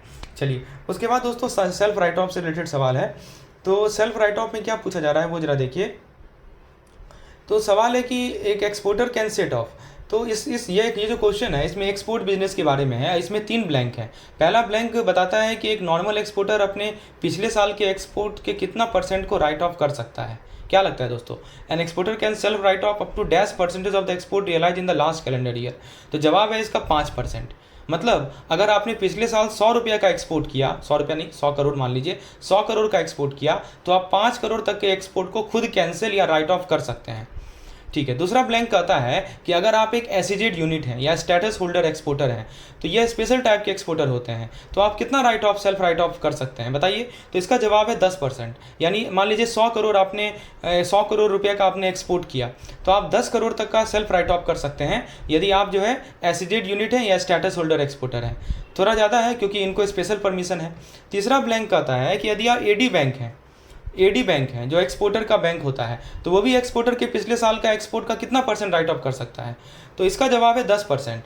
राइट, तो मान लीजिए कि यहाँ भी 100 करोड़ का एक्सपोर्ट हो रहा है, तो 10 करोड़ तक का खुद से कैंसिल कर सकता है। कौन? एडी बैंक एडिशनल कैंसिल कर सकता है। ठीक है, सिंपल बात है। तो यह क्वेश्चन चेक करता है कि आपको यह % याद है या नहीं है। राइट, तो बेसिकली यही चीज़ कह रहा है कि जैसे मान लीजिए मैं एग्जांपल लेके समझाता हूँ कि जैसे मान लीजिए कि आप नॉर्मल कैंटीन वाले हैं। राइट, तो आप 5% समोसा यानी 5 समोसा कैंसिल कर सकते हैं। राइट, तो ये एग्जांपल है। मान लीजिए कि आप एक स्कूल के कैंटीन में हैं, ठीक है, और आपने एक हफ्ता में 100 समोसा बेचा। अब स्कूल का रूल है, ठीक है, कि नॉर्मल कैंटीन वाला cancel up to % of the last week samosa sale. तो वही चीज़ है। तो बेसिकली यही कर रहा है कि जो हमारा एक्सपोर्टर है वो कितना राइट ऑफ कर सकता है? 5% खुद से। स्टेटस एसईजेड है तो 10%, और एडिशनल इसके ऊपर एडी बैंक जो है 10% और राइट ऑफ कर सकते हैं। ठीक है, चलिए, तो ये रूल याद रखिएगा, 5, 10 और 10। उसके बाद जो नेक्स्ट कॉन्सेप्ट है वो ECU से रिगार्डिंग है। ECU क्या होता है? Asian clearing union. ठीक है, तो दोस्तों सवाल ये इस क्वेश्चन में ये क्या कर रहा है कि ECU was established on dash with it head quarter in Tehran में इसका हेड क्वार्टर है। और ये आपको पता होना चाहिए कि 9 दिसंबर 1974 को एस्टेब्लिश हुआ था। हेड क्वार्टर तेहरान में है, और member country must settle export proceed in dash approved country. Right, तो दूसरा ब्लैंक कहता है कि ECU के मेंबर कंट्री अपने एक्सपोर्ट के पेमेंट को कितने करेंसी में सेटल कर सकते हैं। तो जवाब है 3 करेंसी। वो 3 करेंसी कौन कौन से हैं? ECU डॉलर, ठीक है, ECU डॉलर, ECU फिर उसके बाद ECU यूरो, और तीसरा है ECU JPY। तो ये 3 करेंसी होते हैं। राइट, तो ये 3 करेंसी होता है। सिंपल बोलें तो डॉलर, यूरो और जापानीज येन। यानी अगर कोई कंट्री ECU के रूल्स के अंदर एक्सपोर्ट करती है तो वो इन तीनों में से किसी एक करेंसी में पेमेंट सेटल कर सकती है। ठीक है, तो ये ध्यान रखना है। उसके बाद दोस्तों अगले सवाल की ओर बढ़ते हैं। यहाँ पे सवाल आपसे पूछ रहा है कि standard time period for realisation and repatriation for export proceed to India. Right, तो देखिए सवाल है कि एक्सपोर्ट के पैसे वापस इंडिया लाने का टाइम लिमिट के बारे में। पहला ब्लैंक कहता है कि नॉर्मली जब आप कोई चीज़ एक्सपोर्ट करते हैं तो उसका पेमेंट भारत में कितने महीने के अंदर आना चाहिए? क्या लगता है? तो 9 महीना के अंदर। अगर आपने कोई प्रोडक्ट एक्सपोर्ट किया तो उसके पैसे 9 महीने के अंदर इंडिया में वापस आने चाहिए। दूसरा ब्लैंक कहता है कि अगर आपने अपना माल किसी ओवरसीज़ वेयर हाउस में भेजा है, मतलब फॉरेन में स्टोर किया है, तो यह टाइम लिमिट कितना हो सकता है? ओवरसीज़ वेयर हाउस में भेजा है तो जवाब है 15 महीना। यानी मान लीजिए वेयर हाउस वाले एक्सपोर्ट बैंक के लिए आपको थोड़ा सा एक्स्ट्रा टाइम मिलता है। और यही कोविड में ना इसको रिलैक्स कर दिया गया था। कोविड में इसको 15 कर दिया गया था। ठीक है, दोनों केस को।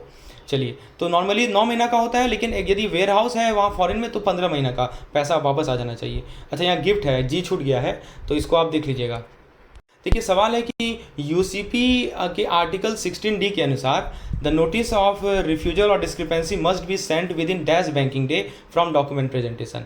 तो दोस्तों कह रहा है कि यूसीपी आर्टिकल 16D के रूल के अकॉर्डिंग जब बैंक को कोई डॉक्यूमेंट मिलते हैं और उनमें कोई प्रॉब्लम है, राइट, तो बैंक को कितने बैंकिंग डे के अंदर नोटिस ऑफ रिफ्यूजल यानी रिजेक्शन का नोटिस भेजना होता है? तो जवाब है 5 बैंकिंग डे, यानी बैंक के पास 5 वर्किंग डे होते हैं डॉक्यूमेंट चेक करने और रिजेक्शन नोटिस भेजने। दूसरा ब्लैंक एक स्पेसिफिक केस के बारे में है। इसमें डॉक्यूमेंट बैंक को 7 मार्च 2021 को मिले, जो कि ट्यूसडे था। अब बैंक को 5 बैंकिंग डे के अंदर रिजेक्शन नोटिस भेजना था, लेकिन यहाँ ट्विस्ट है, कुछ दिन नॉन बैंकिंग डे थे, जैसे हॉलीडे हो गए, तो रिजेक्शन नोटिस सही तरीके से सब कब भेजा जाएगा, ये पूछ रहा है। तो जवाब है 15 मार्च 2021। देखिए, 5 बैंकिंग डे का रूल फॉलो किया है और 15 मार्च को नोटिस भेजा है, ठीक है। तो देखिए, सबसे पहले चीज़ क्या है कि यूसीपी के अंदर कहा जाता है कि आपको 5 बैंकिंग डे के अंदर रिजेक्शन नोटिस भेजना है, ठीक है। तो इसको हम स्किप कर रहे हैं क्योंकि पूरा क्वेश्चन यहाँ पे लिखा नहीं गया है, बस आप 5 बैंकिंग डे का कंसेप्ट याद रखिएगा। रिफ्यूजल नोटिस आपको दिखा कि उसमें कुछ गड़बड़ है, तो आप 5 दिन के अंदर जो है रिफ्यूजल नोटिस भेज दीजिए।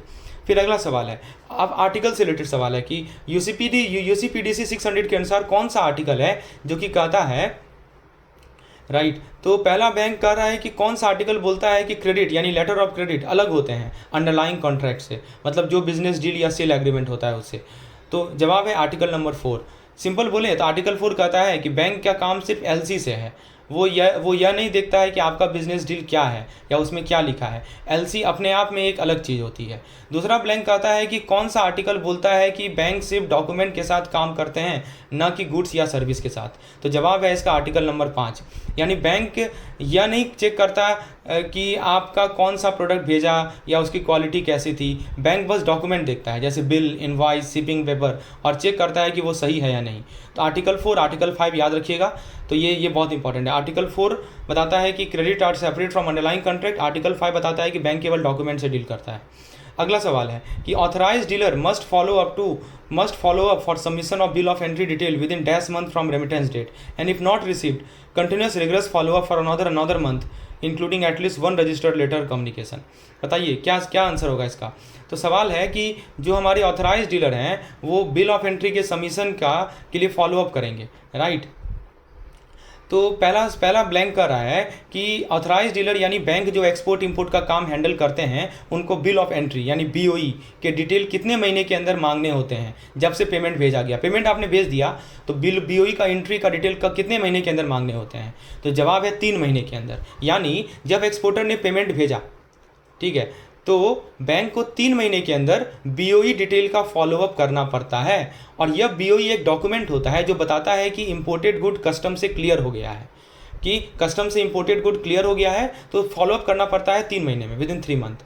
दूसरा ब्लैंक कहता है कि अगर बीओई डिटेल 3 महीने में नहीं मिले तो बैंक को कितने और महीने तक सीरियस फॉलोअप करना होता है, जिसमें कम से कम एक रजिस्टर्ड लेटर भेजना भी जरूरी है। तो जवाब है 3 महीना, यानी पहले 3 महीने फॉलोअप कीजिए और अगर तब भी ना मिला तो अगले 3 महीने और जोर से फॉलोअप करो और इसमें एक रजिस्टर्ड लेटर भी भेजना पड़ेगा।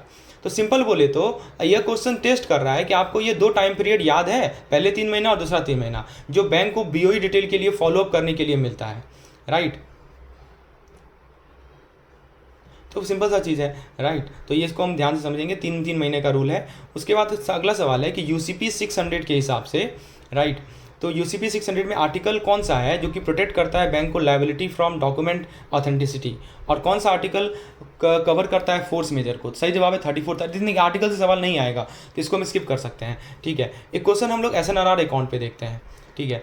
तो ये क्या कर रहा है कि the maximum permissible tenor for SNRR account is dash year after which no further operation are allowed, ठीक है। तो दोस्तों बेसिकली इसमें सवाल ये है कि स्पेशल नॉन रेजिडेंट रुपी अकाउंट एसएनआरआर के बारे में है कि यह एक ऐसा एक बैंक अकाउंट है जो नॉन रेजिडेंट यानी कि जो इंडिया में नहीं रहते हैं वो खोल सकते हैं बिजनेस के लिए। क्वेश्चन पूछ रहा है कि यह अकाउंट मैक्सिमम कितने साल तक चल सकता है। तो जवाब है 7 साल तक। तो एस से 7 याद रख लीजिए, पहला अक्षर एस है, एस से 7 याद रख लीजिए। मतलब जब आप एसएनआरआर अकाउंट खोलते हैं ना तो उसको 7 साल तक यूज कर सकते हैं। इसके बाद फेमा रूल के अकॉर्डिंगली अकाउंट बंद करना पड़ता है और आप इसमें से कोई ट्रांजेक्शन नहीं कर सकते। यह एक सिंपल रूल है जो टेस्ट करता है कि आपको यह टाइम लिमिट याद है या नहीं याद है, ठीक है।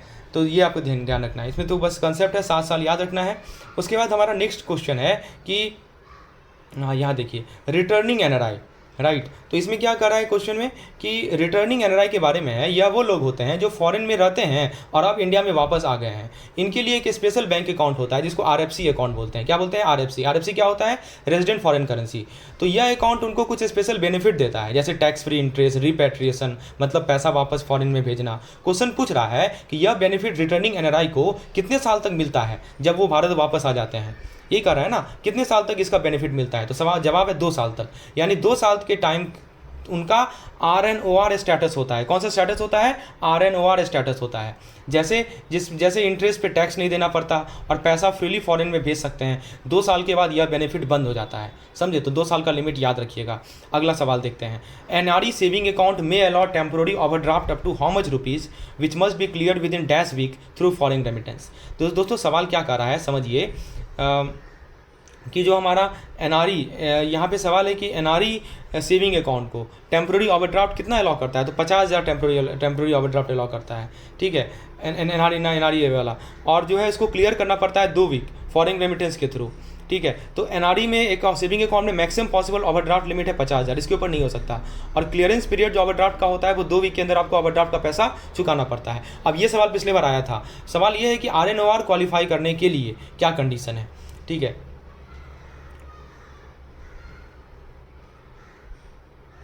हाँ, तो दोस्तों इस क्वेश्चन को स्टेप बाय स्टेप समझते हैं।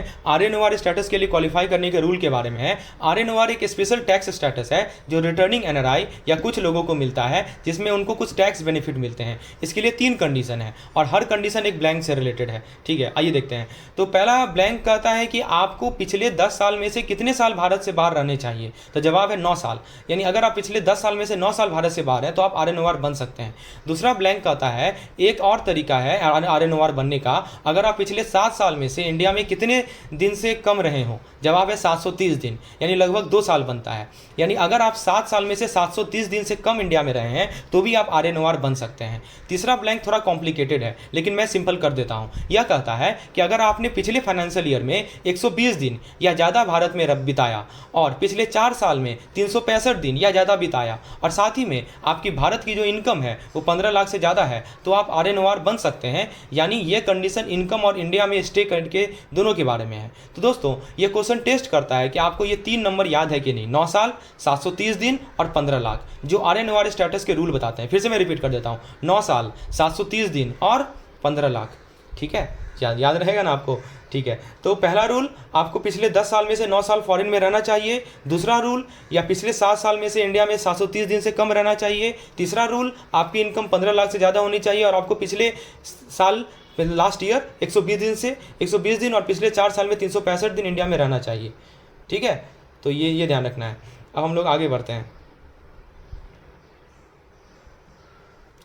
चलिए, तो अगला सवाल है कि AD bank must report all LRS transaction on XBLR platform by the close of business on the dash working day.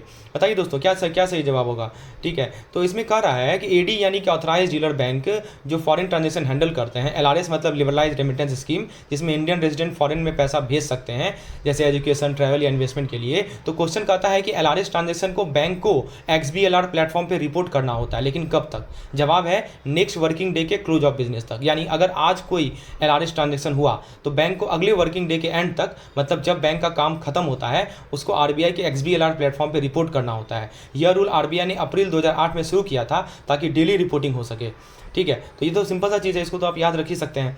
चलिए, उसके बाद दोस्तों जो नेक्स्ट कंसेप्ट है वो है maximum maturity period for loan given to resident individual, ठीक है। बहुत अच्छा कंसेप्ट है, इसको जरा देखिए क्या कर रहा है।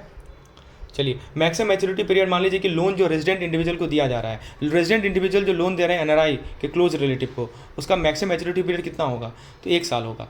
मिनिमम मैच्योरिटी पीरियड 1 साल होगा। और ऐसा इंटरेस्ट जो होता है लोन फ्री होता है, ठीक है, for resident to NRI personal loan.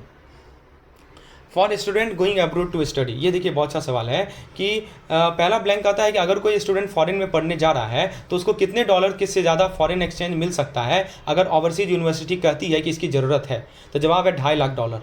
यानी नॉर्मली स्टूडेंट के लिए एक लिमिट होती है फॉरेन एक्सचेंज की, लेकिन अगर यूनिवर्सिटी बोलती है कि इससे ज़्यादा चाहिए, जैसे हाई ट्यूशन फी के लिए, तो 2.5 लाख से भी ज़्यादा पैसा रिलीज़ किया जा सकता है। बस इसके लिए प्रॉपर डॉक्यूमेंट दिखाना पड़ेगा।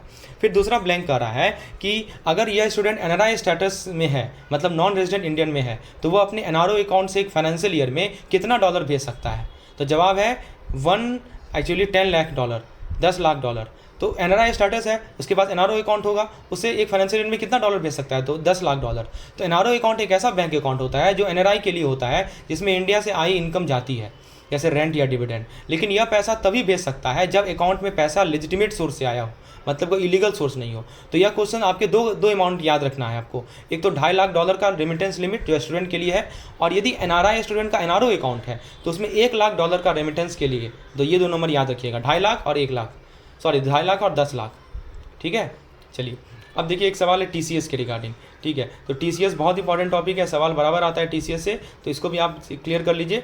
तो देखिए सवाल क्या कर रहा है इसमें कि एलआरएस के अंदर फॉरेन रेमिटेंस पे टीसीएस कितना परसेंटेज है, बताइए। फॉरेन रेमिटेंस के लिए कितना है, 5% है। यानी जब आप फॉरेन में पैसा भेजते हैं ना, तो उस पर 5% टैक्स कलेक्ट किया जाता है। लेकिन यह टैक्स तभी लगता है जब आप एक लिमिट से ज़्यादा पैसा भेजते हैं। ठीक है, वो लिमिट कितना है, 7 लाख। ठीक है, दूसरा ब्लैंक आता है उस लिमिट के बारे में, वही पूछा है कितना लिमिट है, तो 7 लाख आपको मैंने पहले बता दिया। ठीक है, तो यानी एक साल में 7 लाख के ऊपर से ज़्यादा फॉरेन में बेचते हैं तो उस पर एक्स्ट्रा अमाउंट पे 5% टीसीएस लगता है। और यदि पैन आधार ना हो तो ठीक है, तो फिर टीसीएस का रेट बढ़ के 10% हो जाता है, समझे, तो डबल हो जाता है, क्योंकि गवर्नमेंट को डिटेल वेरीफाई करने होते हैं इसीलिए। और चौथा ब्लैंक आता है कि अगर आप फॉरेन स्टडी के लिए पैसा भेज रहे हैं और वो पैसा एजुकेशन लोन से आए हैं तो टीसीएस कितना रहेगा, तो जवाब है 0.5%। ठीक है, तो आप फॉरेन स्टडी के लिए पैसा भेज रहे हैं और वो पैसा एजुकेशन लोन किससे आए हैं, एजुकेशन लोन लिया है आपने। ठीक है, वो पैसा वहाँ से आया है। ठीक है, तो टीसीएस जो है 0.5% लगता है, क्योंकि ये स्टूडेंट के लिए रिलीफ है। पांचवा ब्लैंक थ्रेशोल्ड लिमिट के बारे में, जो एजुकेशन लोन के लिए भी लगता है, वही 7 लाख का है, सबके लिए 7 लाख है, थ्रेशोल्ड लिमिट वही है 7 लाख, उसके ऊपर ही लगता है। चलिए, तो ये याद रहेगा आपको। अब कह रहा है कि हाँ, इसको समझिए, for private visit to any country. ठीक है, ये बहुत अच्छा सवाल है। ठीक है, पहला ब्लैंक कहता है कि किसी भी कंट्री, नेपाल और भूटान को छोड़कर प्राइवेट विजिट के लिए आप कितने रुपये तक कैश में फॉरेन एक्सचेंज ले जा सकते हैं, तो जवाब है 50,000 रुपया। यानी आप बैंक या एक्सचेंज काउंटर से मैक्सिमम 50,000 रुपया का कैश फॉरेन करेंसी जैसे डॉलर ले सकते हैं, राइट। अगर इसे ज़्यादा चाहिए तो पैसा आपके बैंक अकाउंट से ट्रांसफ़र होनी चाहिए, कैश नहीं चलेगा, कैश मैक्सिमम 50,000, नेपाल और भूटान को छोड़ दीजिए तो। ठीक है, दूसरा ब्लैंक आता है कि अगर आप फॉरेन ट्रिप से वापस आते हैं और आपके पास कुछ फॉरेन करेंसी बची रह जाती है जिसका आपने यूज नहीं किया, तो उसको कितने दिन के अंदर वापस सरेंडर करना होता है, तो जवाब है 180 दिन। लिखा है ना, अनयूटिलाइज्ड एक्सचेंज 180 दिन, राइट। यानी इंडिया में वापस आने के बाद 6 महीने के अंदर आपको बची हुई फॉरेन करेंसी बैंक को वापस देनी होगी। तीसरा ब्लैंक एक स्पेशल केस के बारे में है, अगर आप इराक या लीबिया जा रहे हैं तो आपको कितने डॉलर तक फॉरेन करेंसी नोट मिल सकते हैं, तो जवाब है 5,000 US डॉलर। इन दोनों कंट्री के लिए आप 5,000 डॉलर तक कैश नोट ले जा सकते हैं। चौथा ब्लैंक कहता है कि अगर आप बाकी सभी कंट्री के लिए, इराक और लीबिया के अलावा, फॉरेन करेंसी नोट लिमिट, ये देखिए एफसीएन की बात हो रही है, वहाँ पे कैश थी, यहाँ पे करेंसी नोट की बात हो रही है, तो इराक लीबिया को छोड़ दीजिए तो बाकी कंट्री के लिए 3,000 डॉलर है, यानी किसी और कंट्री के लिए मैक्सिमम 3,000 डॉलर ले जा सकते हैं। ठीक है, तो ये याद रखिएगा। पहले हमने 50,000 रुपया देखा कैश के फॉर्म में, 180 दिन के अंदर आप जो है अनयूटिलाइज को डिपॉजिट कर दीजिए। इराक लीबिया जा रहे हैं तो 5,000 और बाकी कंट्री जा रहे हैं तो 3,000 डॉलर फॉरेन करेंसी नोट, समझे, लिमिट याद रखिएगा, बहुत इंपॉर्टेंट है। If a contract are not cancelled on और before the maturity date, bank automatically cancel the contract on the dash day from the maturity. बताइए, सवाल है कि बेसिकली इस क्वेश्चन में क्या पूछा जा रहा है कि कॉन्ट्रैक्ट के बारे में है, तो अगर आप इस कॉन्ट्रैक्ट को मैच्योरिटी डेट तक या उसके पहले कैंसिल नहीं करते हैं तो बैंक खुद ही इसको कैंसिल कर देता है। जवाब है 30वें दिन, यानी मैच्योरिटी डेट के 30 दिन बाद बैंक ऑटोमेटिकली कॉन्ट्रैक्ट को कैंसिल कर देता है। तो अगर मैच्योरिटी डेट मान लीजिए 10 जून है तो 13 जून को कॉन्ट्रैक्ट कैंसिल हो जाएगा, समझे, तो ये चीज़ है। फिर एक्सपोर्ट ट्रांजेक्शन के लिए साइड बिल का एनटीपी कितना होता है, बताएंगे। एक्सपोर्ट ट्रांजेक्शन के लिए एनटीपी का साइड बिल का एनटीपी कितना होता है, राइट। और and for side bill drawn in INR is dash day, तो देखिए 25 दिन एनटीपी आपको पता ही है, और साइड बिल यदि आईएनआर में ड्रॉ किया गया है तो 20 दिन होता है। और bill drawn under letter of credit TT reimbursement must be claim with in 5 days. तो दोस्तों, आप यदि ये था हमारा मॉड्यूल ए का सबसे important fill in the blank, right. आप यदि चाहते हैं कि मैं इसी तरह मॉड्यूल बी का भी लाऊं तो प्लीज़ कमेंट सेक्शन में यस लिख दिए। आपको इसको पीडीएफ की रिक्वायरमेंट है, कैप्सूल कोड के साथ जुड़ जाइए, डिस्क्रिप्शन में लिंक अवेलेबल है, या मुझे पर्सनली व्हाट्सएप भी कर सकते हैं, डिस्क्रिप्शन में मोबाइल नंबर भी अवेलेबल है। धन्यवाद।